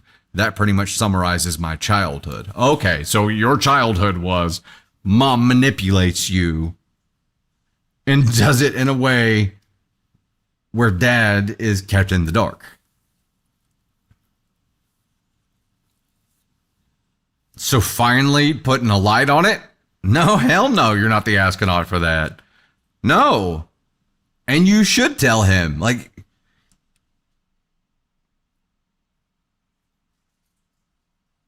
it is a trust break between them that he's unaware of. Isaiah with the galaxy? Hell yeah. Thanks so much. Shaz, hey, Kitty Meow. Elizabeth dropping the 119 of the finger hearts. Bree Wilkie. Lorelei, thank you for the love. Love the galaxies. Those are always cool. The pettiest of kings, and we love him. Yeah, but this is just the tip of the iceberg, right? Dad has no idea this has been going on and has this sense of pride. Like I worked hard and I was responsible and I was able to do this for my child. And I'm proud of that. That would be a huge accomplishment, right? It would be a huge thing. Instead, it went to, we don't even know what. It was mom's casino money or something. We don't even know what it went to. They were both robbed. Dad and OP were both robbed. And Dad needs to know. OP, you know. Not that it makes it better. Do him the same courtesy. Loxley, yeah, he's definitely still paying those loans off. You're supposed to let go of your selfishness when you become a parent.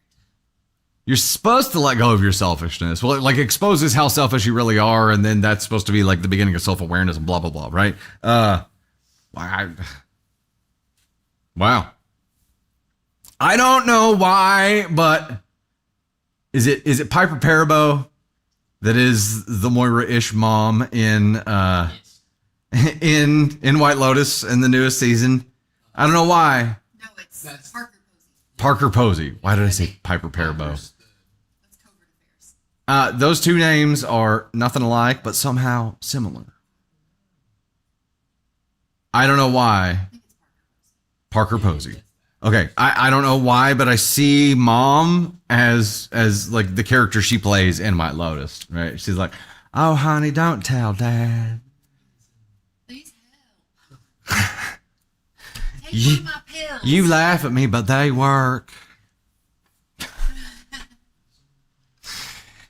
He needs to know. He needs to know. Elizabeth, Dad needs to know because I bet Mom's credit is jacked up and his too.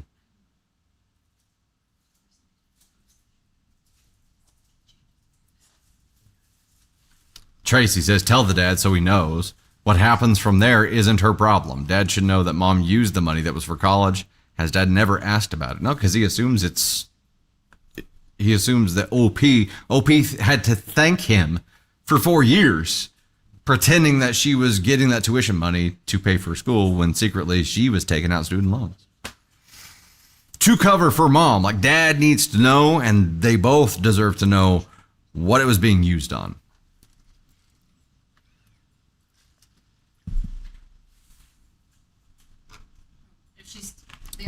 The effulgent one, you're right. There's a lot of things he don't. There's a lot of things he don't know. Good gravy. Dad can sue Mom. I hope so. Yeah, they may not be together. I don't know. Okay, we got another story to get to. Meanwhile, we're 1741 to 3K TikTok side, 5 out of 10. YouTube side, Jenny Lee, Rob Fisher, Mary Doyle, Jenny Lee again there, Lorelei, Elizabeth. You guys are awesome. Thank you so much. Even married he can sue. Look at that. Yeah, there you go. We're just going to start throwing that around in arguments. When we get in a little tiff, Tater, I'm going to be like, I'm going to sue you. I could do it. Husband and wife. Husband could sue wife. I'll sue you right back. I'll counter sue. And I'll counter sue. We can do this forever. Dad needs to know for sure. All right, let's dive into the next one. Hello there, it's Dusty Thunder with another story for you. This one is titled, Am I the Astronaut for Backing Out of Giving a Speech at My Stepdad's Funeral after reading a letter he left me? Do you mind starting a poll for us? This feels like a pretty easy one to me. Am I the astronaut for backing out of giving a speech at my stepdad's funeral after reading a letter he left me? Hell no. Hell no. And while we're waiting on this poll to end here, quick update. We have a parent meeting to get to in just a little bit. So we will not be doing a VIP live. However, instead of doing the VIP live, we're going to do an extra story. We're going to read the spicy story. We'll bonus a story and do the spicy story in lieu of VIP live. Feels like NTA to me too, right? Is everyone violently NTA today? Yeah, you know what? I will save top gifters from each side and add them to next week. Okay. Tater Thunder says for VIP, she's saving top gifters from each side, and we'll do wheel spins for them next week. Cool. Yeah. Nobody will miss out. Cheer. This one is actually like pre-med program. So, not cheer this time. Which child is in trouble? No, it's not trouble. We're at the point where it's like, yeah, they're starting new things, and it's parent meetings for like, okay, here's how crazy it's going to be. Here's how much money we need. Yeah, here's how much we need from you, and here's how much it's going to fuck up your schedule. Here we go. Ready? That's pretty much it. 97% with the NTA here. Hey, Elizabeth dropping the gifted subs over on the TikTok side. E.T. Johnson just sent out 10 gifted subs. Holy crap. Amber, Alida, Ayasogi, Terry, Twanda, Megan B, you're the ace for me, and Sheena, all receiving gifted subs there. Also, Kat, Eunice, welcome to the Gosh Heck fam. Courtesy of E.T. Johnson, Elizabeth there. Thanks much. Appreciate that. Caden Thunder, see you later, buddy. Love you. Good job. I think I stayed pretty much in line while Candy Thunder was gone. I think you're clear. Until we watched the recording. And she's like, what did you say? You did great. I did great. Thank you. Thank you, Mama.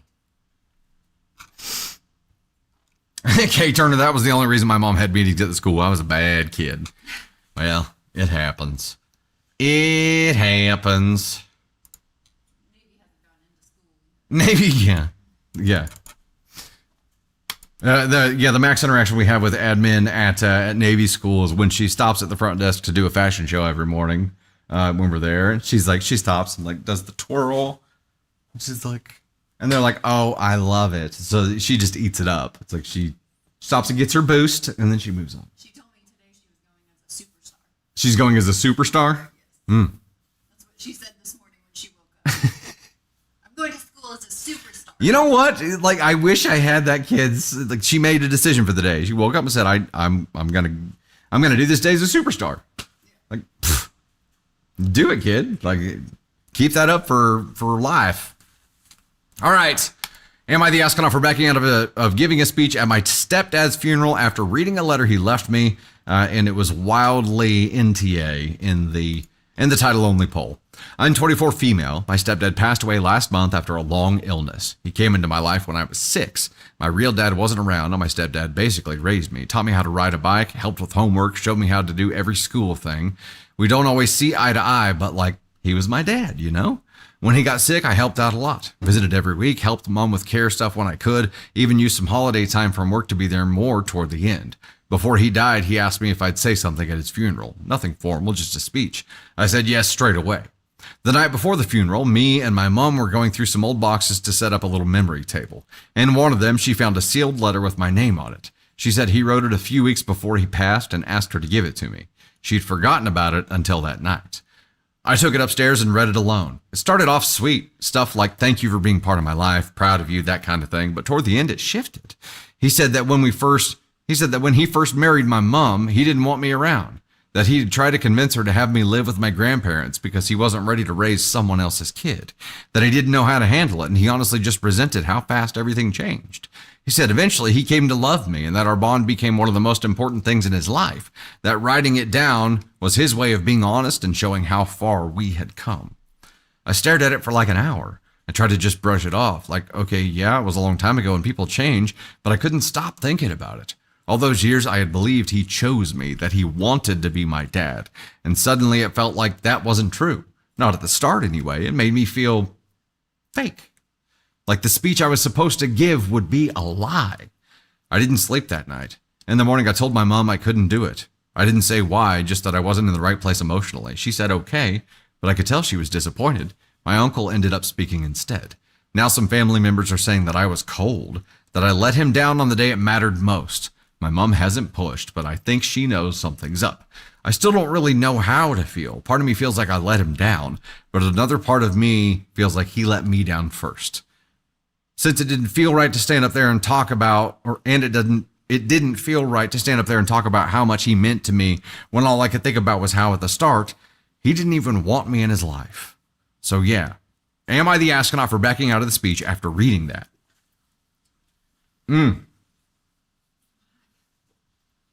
Why? Why would you add that? What a fucking cowardly way to confess something. No, you're not the astronaut for this. In the end, he chose to be a huge asshole and called it repentance. Like, you know what? I'm gonna write this in a letter so I don't have to face the consequences. But I feel better about having written it down, knowing that she's going to read it eventually, so I'm absolved of those sins.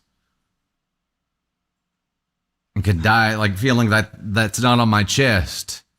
Also, whether I'm labeling it or outright acknowledging it, I am subliminally at least acknowledging it and accepting that I am leaving that pain with her instead.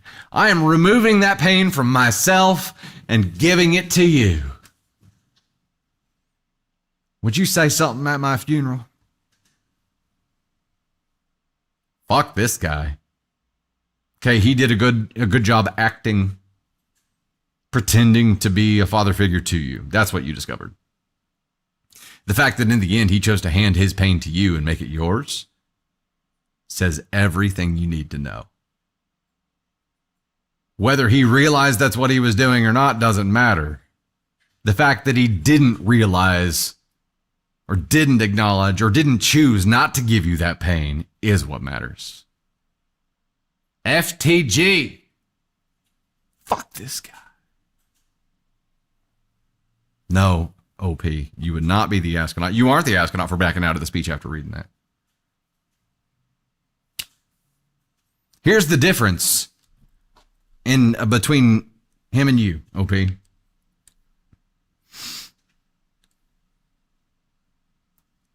He wanted to back out on you from the get-go, and if he had had his druthers, he would have. The only thing that prevented that from happening was your mom. If it was just up to him, you wouldn't have been there. Why the fuck would you tell someone? It feels like a cowardly cleanse. Like that was him removing that pain from his soul, but somehow thinking that was the right thing to do. Everybody thinks they're doing the right thing, right? Somehow he saw that this was the right thing to do. That's the problem. If the right thing to do to you is to hand your pain to someone else and let them live with it forever, you're the asshole.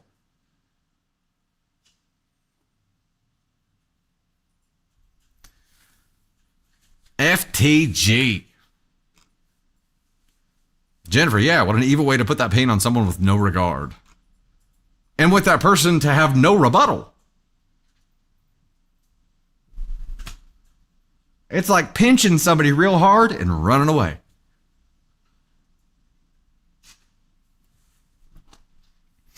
Yuck. Yuck. I know he feels like he's a good guy, right? What, like when he wrote that down, he felt like he was a good guy. Family probably thinks he's a great guy for stepping in and being the father figure. And OP's the only one who knows the truth. I sent him to black hole. Yuck. All right, Tater. Wait, do you want me to do spicy reward story now? We're figuring it out. We're close to the end here, but I know we're at least bonusing that spicy reward story. I think that was 7 that I just did. Yes. Hey, Lady Tanya, dropping the gifts over there. Thank you so much. Jen Quist. I don't know why I paused. Jen Quist. Scara's Scarfs, subscribing for the first time on the TikTok side. Welcome to the Gosh Heckin' fam. That SRT4 chick, Charlotte Arnold, Jen Quist, resubbing in the Gosh Heckin' fam. I'll read them both. We're getting a couple of bonuses here. It's because I've been well behaved and I haven't squirreled in between stories. I've managed to get through all of our stories. See how well I behaved?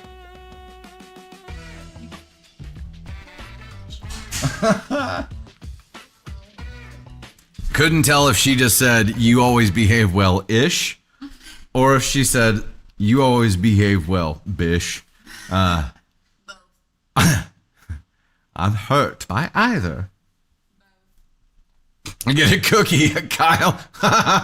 Wait a second. Did we just read that story? It's a prick pacifier. This is the prick pacifier, the cookie. I'm really offended that you keep giving me cookies.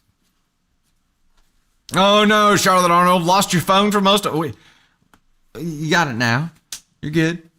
You're good. And this is a Wednesday live, so you'd be able to see it. Well, I guess it goes public live tomorrow at noon on YouTube. So if you're just jumping in right now and you want to catch up on the live on the YouTube side after the live, it will be members only until noon tomorrow, but it will go public.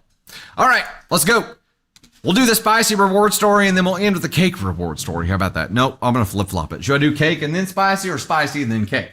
How do we want to layer this dessert? I don't know either of them. So. Okay, and Caden Thunder is gone. I'm doing cake first and then spicy. Ladies and gents, it's Dusty Thunder with a cake story for you. Title of this one is, Am I the Astronaut for Refusing to Make My Sister-in-Law's Wedding Cake for Free? Let's do a poll. Am I the astronaut for refusing to make my sister-in-law's wedding cake for free? Yeah, Bucks Coffee Tea with the wishing cake. That was serendipitous. Perfect timing. Thank you so much. Hey, Vane, V29, that Alaska Girl, Queen Bee, Lady Tanya, thank you. Joanne Harrison, what the birthday cake for 20 jewels on the YouTube side. Perfect timing there, too. Title again, Am I the astronaut for refusing to make my sister-in-law's wedding cake for free? Nah, just leaving NTA out for the day here. Just give it like a permanent spot. Let's wear it. Was it a full day of NTA? I'm pretty sure it was a full day of NTAs. There were other people that were assholes, but OPs, I think, were 100% NTAs so far. Cakes are expensive. Your time has value. You know what I mean? Like, people asking you to do stuff for free, like, place no value on your time, and that hurts. The smallest, most casual wedding cake ever. Yeah, it was a Twinkie with a candle. Even then, I gotta pay for that candle, that Twinkie. You know what I mean? That ain't right. 1 second left. Hey, Books, Coffee, Tea, sending out 5 gifted subs on the TikTok side. We've got STLSC fan, K Turner, Alyssa W. Chauvel, Spirited Lady, Erica. Welcome to the Gosh Hackett fam. Courtesy of Books, Coffee, Tea. 94% went NTA on this one. Okay, here we go. Cost of eggs alone. Yeah. Title again, am I the astronaut for refusing to make my sister-in-law's wedding cake for free? I, 29 female, run a bakery business that I built from the ground up Sorry. Words are hard. I, 29 female, run a bakery business that I built from the ground up during the past 5 years. It started as a hobby during college, but now it's a registered business with steady clients, a dedicated workspace, and consistent orders during each month. I do mostly weddings, birthdays, and other events. I take a lot of pride in what I do, and it's not just baking for fun anymore. This is my livelihood. My sister-in-law, 33 female, is getting married at the beginning of June. She's my wife's older sister. We're on friendly terms, but she's always had this vibe like she doesn't really take what I do seriously. She has made comments like, must be nice getting to play in the kitchen all day. Or, you're lucky, people will pay for something that they could probably learn on YouTube. Always with a smile, like it's a joke, but not really. Oh no, that's petty bitch shit right there. That's 100% petty bitch shit right there. I've brushed these comments off in the past. Also, time out, bitch. You can learn anything on YouTube. Anything. I've brushed these comments off in the past since they weren't happening all the time, and I just didn't want to stir up any drama. So earlier this month, she asked if I would make her wedding cake. I said sure, and asked what she had in mind. She sent over inspo pics of a 4-tier cake with a smooth buttercream floral piping and real flowers on top and cascading down one side. She wanted it to be chocolate sponge with raspberry filling in terms of taste. Plus, she wanted me to deliver it to the venue myself on the morning of the wedding rather than picking it up the day before herself. After we got done discussing everything, I gave her a quote over the phone with a generous family discount, and sister replied almost instantly that she didn't think I would be charging her and the cake would essentially be a wedding gift. You don't get to tell.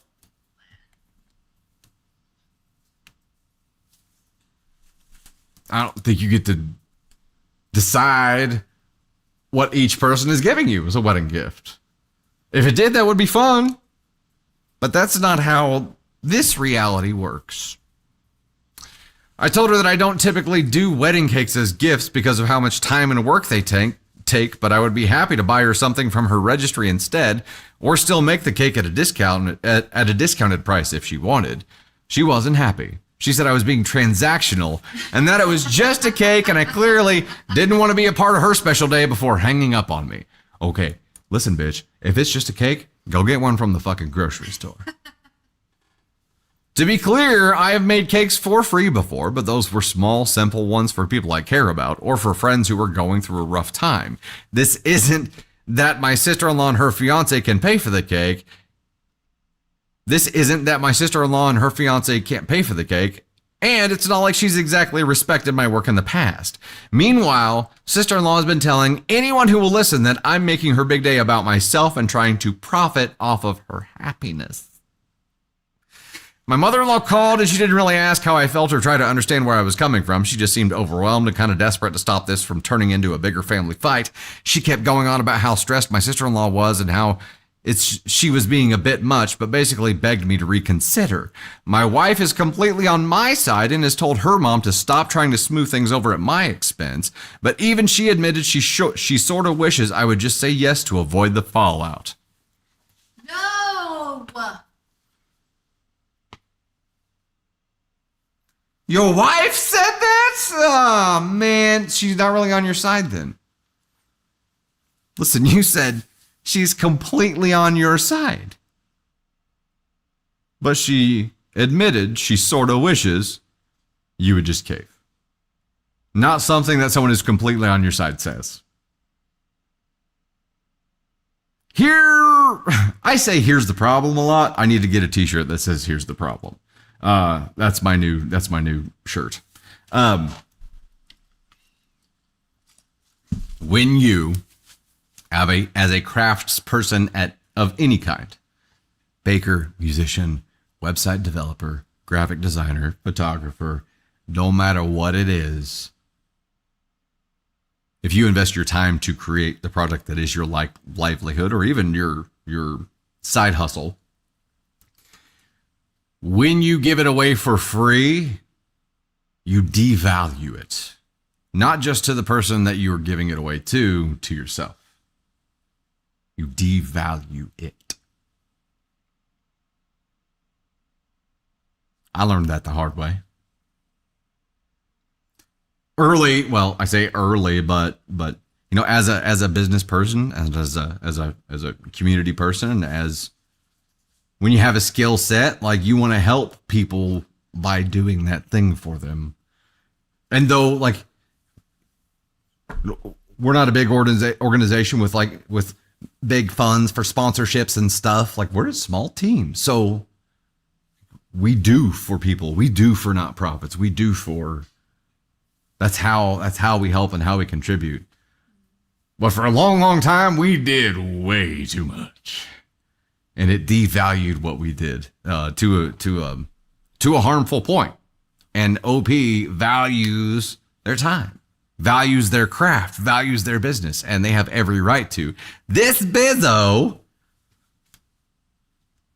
has made shitty little jabs in the past about how it's so cool that people will pay for something they can probably figure out how to do on YouTube, and then has the balls to call you up and give you an inspo board with this freaking cake you'd see on E or HGTV or some shit, wherever they do, I don't know, on an Insta reel, right? I'm like, what's the relevant thing? I'm sounding old here. Crank it up a notch. Has the balls to be like, I'm envisioning that when you cut the cake, butterflies fly out of it, but they're edible butterflies. And that's when you take a bite of this cake, we actually lace it with something that has to, like, you have like a euphoric experience on every bite. And I'm expecting this for free. So let me preface this request by, I don't value anything that you do. And oh, by the way, I'm going to ask you to do something really difficult I would never attempt to do on my own for free. How OP had this strength, or maybe just the slow enough processor from being fried from being a business owner, to not in that moment be like, well, I'm sure you can find a YouTube video to make just that. I don't know how they didn't fire that back. Elise dropping the 5 on the YouTube side. My mom and I made a cake for my cousin's wedding. Took it to St. Louis, from St. Louis to Little Rock, and not even a thank you. It was at least a 2 to 3 hour days of work for a gift. 2 to 3 days of work, not hours. Fuck. Holy shit. Damn. Yeah. Yeah, Bayfox, yeah, I'd respond, YouTube's free. You know what's free? YouTube. And you said yourself, you could look up how to do this on YouTube for free. Best get cracking. That looks like it's going to take some time. And I know your time is valuable.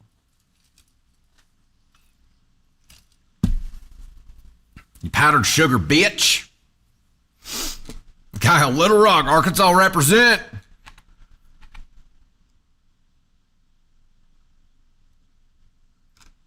Lady Tanya said, landlord was a caker. I've missed it. Where did it go? Oh no. Yeah, there we go. Lady Tanya. Landlord was a cake maker. Gave me my 21st cake as my gift. I insisted on paying for the wedding cake. That's cool. I mean, like, it's like being the person in the family with a truck, right? If there's a person who's a baker in the family, same kind of risk, right? When you got the truck of the family, you know, you just accept that you're going to get the calls for helping people move and moving big stuff. And like, that's just part of having a truck and a family. With great power comes great responsibility. baking bomb-ass cakes is apparently great power. Hey, Dusty Blevins. Happy anniversary eve to you. Married 9 years next week. Nice. We're 3 weeks away from 10 years. A full decade. Putting up with my shit. That's wild. My longest relationship. Same. What did you laugh at that for? Ava's enter scene. Pfft. Okay. Last story. Here we go, ladies and gents. We're going long. We're going long for the spicy story here too. Let's go. Hey there, it's Dusty Thunder, and I got one of these for you. Spicy story. Hear that sizzle?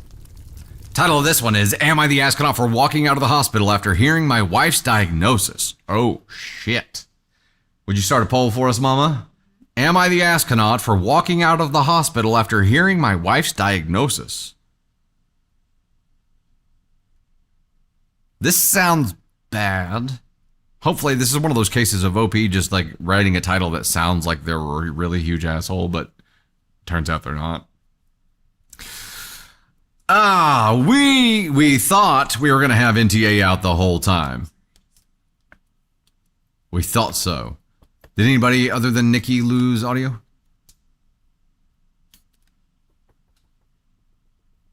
We good? We good audio-wise?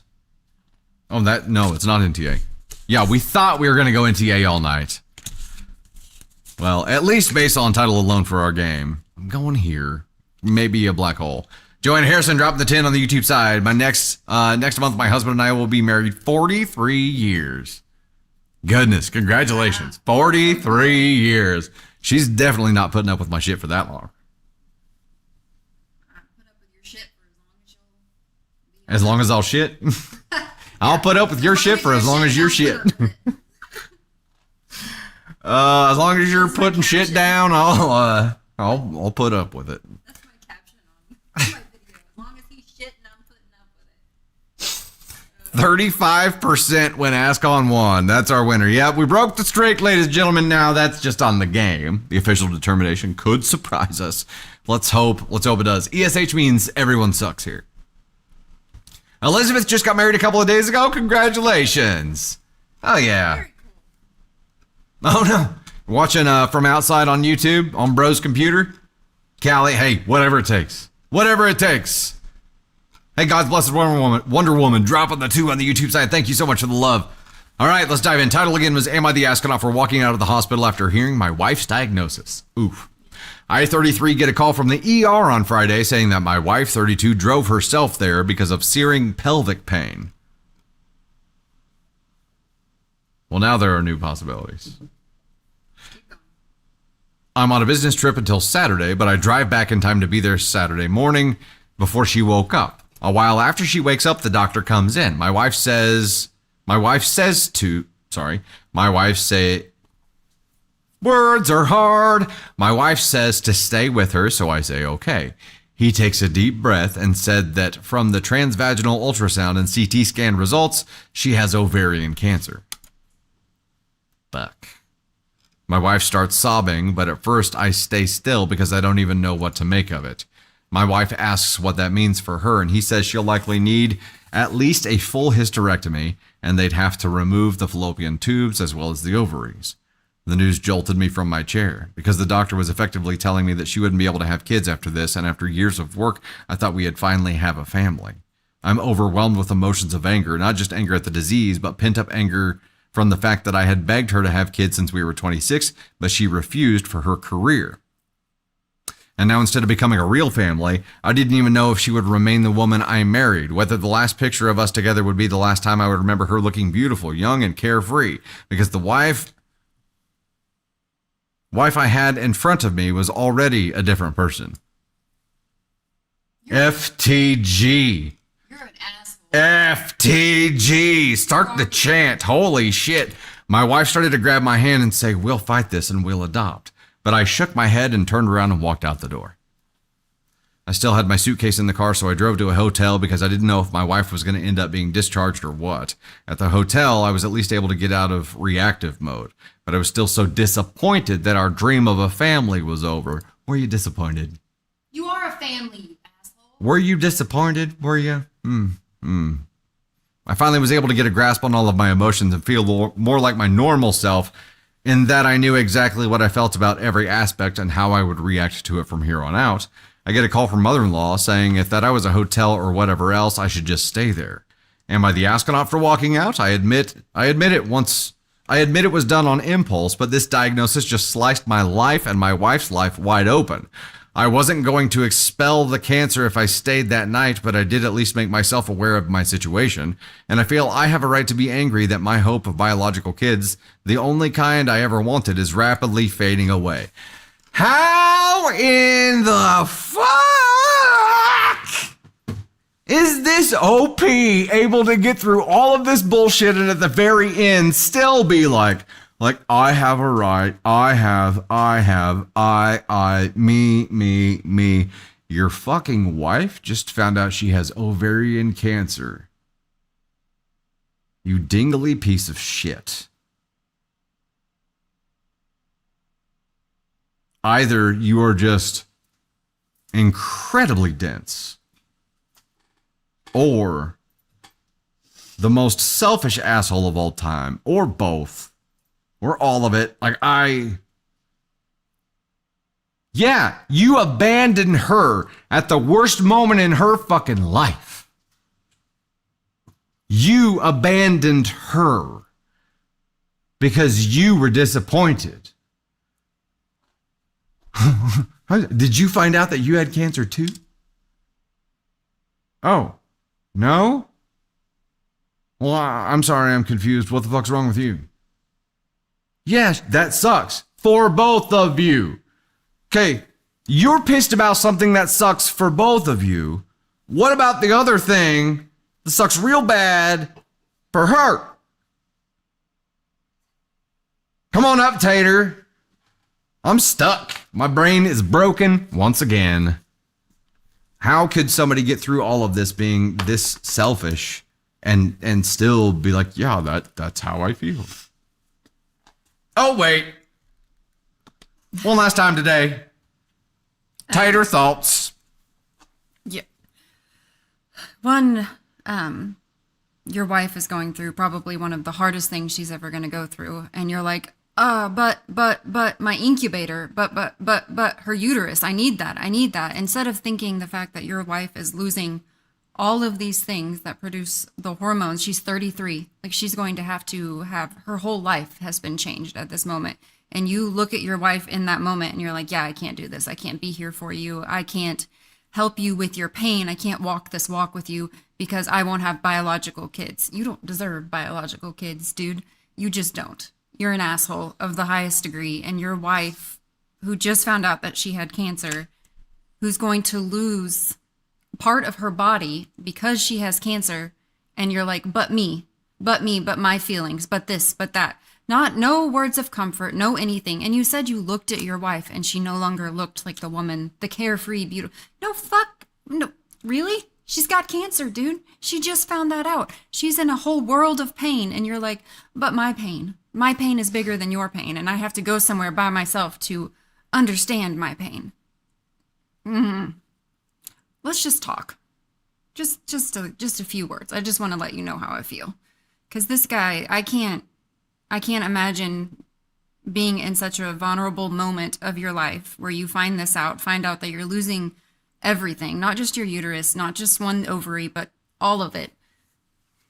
And then your husband is like, I can't deal with this. I can't deal with this. I can't deal with the fact that you're not giving me biological kids. Okay, so a lot of feedback in chat about how this is super common, and I know that, like, I've heard the stories about people being with people with terminal illness and how that's really hard, and eventually they end up breaking. He did this the instant they got the news. Is that common? Like, as soon as people find out, they bail? I feel like this guy bailed as soon as his wife put having a career before his biological kids. He has been holding this against her for 7 years. And then all of it just broke in this one fucking moment. Instead of expressing how he actually felt, instead of saying, I don't want to wait, this isn't the marriage for me, I should move on and have a life, because I think a family is only, what, 2 people with kids? Like, that's the only thing that makes a family? No, it's not.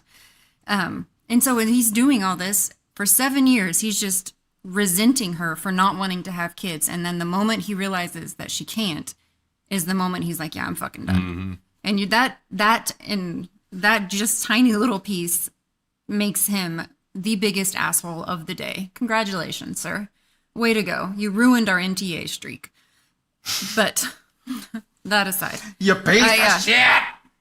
If we didn't have kids, like, this man would still be my family. Together, we would be a family. Just because you don't have biological kids doesn't mean that you don't have a family. Your family is sitting right there in front of you, going through the hardest thing in your life, and you're like, I don't have family. I can't deal with this shit. I didn't marry your uterus. High five. Shannon also saw you on the YouTube side. Glad you got a chance to pop in, and hello in Australia. Yes. And said her man treats her the way that I treat Candy. Love that. That's awesome. Yes. Elise said. And also, I'm sorry because I'm an asshole. So there's that. Yeah, he's human. I'm a constructive asshole. No, you're human. Elise said they'll get divorced and he will marry someone 10 years younger than him. Oof. Yeah, he's looking for someone to provide. He's looking for a fucking incubator. So, and that's old school mentality, right? Like, I mean, that's Game of Thrones kind of shit where it's like, if you could no longer provide a child, like you couldn't. You had no. Sorry, you're purpose. Fired. Yes. You're fired. Just so you know, dude, women are people too. We're more than just the uterus that comes along with our body. And for you to put that on your wife, and I understand having big feelings around the fact that something is being taken away from you. I understand that this guy is also going through something, but to walk away and write this post and be like, I can't have something that I've always wanted. way to make something that's not about you completely about you. Do you think this is like so dudes who are no more than their pain assumes that women are no more than their uterus? I guess. I don't know. If you think the only thing that women are good for is to provide you with biological children, see you next Tuesday. Yeah, you shouldn't have children because that cycle needs to break. You're cunty, and I don't like it. Oh, you're a cunty. No cure for being a cunt. That's perfect. Perfect. That's a perfect. Bring Game of Thrones back way around. That is perfect. Oh gosh. All right, ladies and gentlemen. Bye, guys. Tater thoughts for the last time. There, we'll go ahead and take ourselves out here. Not in that way. In the we'll close up shop kind of way. I've got a parent meeting to get to. Hooray! Get the checkbook and the calendars. We'll get all ready for it. Thank you guys so much for hanging out with us. Tony, we survived. We survived without you here, but we did. Get your ass home. Yep, get your ass home. We want to hear all the stories about everything that you experienced out there. Already walked 7 miles today. Now he said he had a cold beer in a shady spot. So I'm assuming he's got more adventures planned for the day. We want to hear all about them. Thank you guys so much for hanging out with us. Books, Coffee, Tea with a Good Night there. Jody, Mama Bear, Quiet Knitter, Jerry Hill, Oklahoma. Candalee or Candalee? AC, Lady Tanya, Tessa Rose, Madison, Sarah Barracuda. Thank you guys so much for the love. We greatly appreciate it. YouTube VIPs, we'll see you tomorrow night at 9 p.m. Central for the members exclusive live from the home studio. From Thunder Home Studios, it's Members Only Live. Something like that. Also to be TikTok side will have a members only live. Ooh, TikTok side, you're going to have a members only live on the rotation starting in June. We're adding another stream. It's happening. No, it's happening. God. No what? Yeah, no VIP today. We've got a parent meeting we got to go to. So we did an extra story and went long on the public stream for that. So we will have VIP for YouTube members tomorrow night, 9 p.m. And then Next week, of course, after the Wednesday stream, we'll do the normal VIP. And then starting in June, we'll have a separate VIP only for the TikTok side on the rotation as well. So heck yeah. Thank you so much, guys. Greatly appreciate all the love and you hanging out with us and supporting what we do and also putting up with my bullshit like Candy does. So thank you so much. We'll see you next time. Bye, guys. I did find a good woman to tolerate my bullshit. 10 years. I'm still training you. Oh, gosh.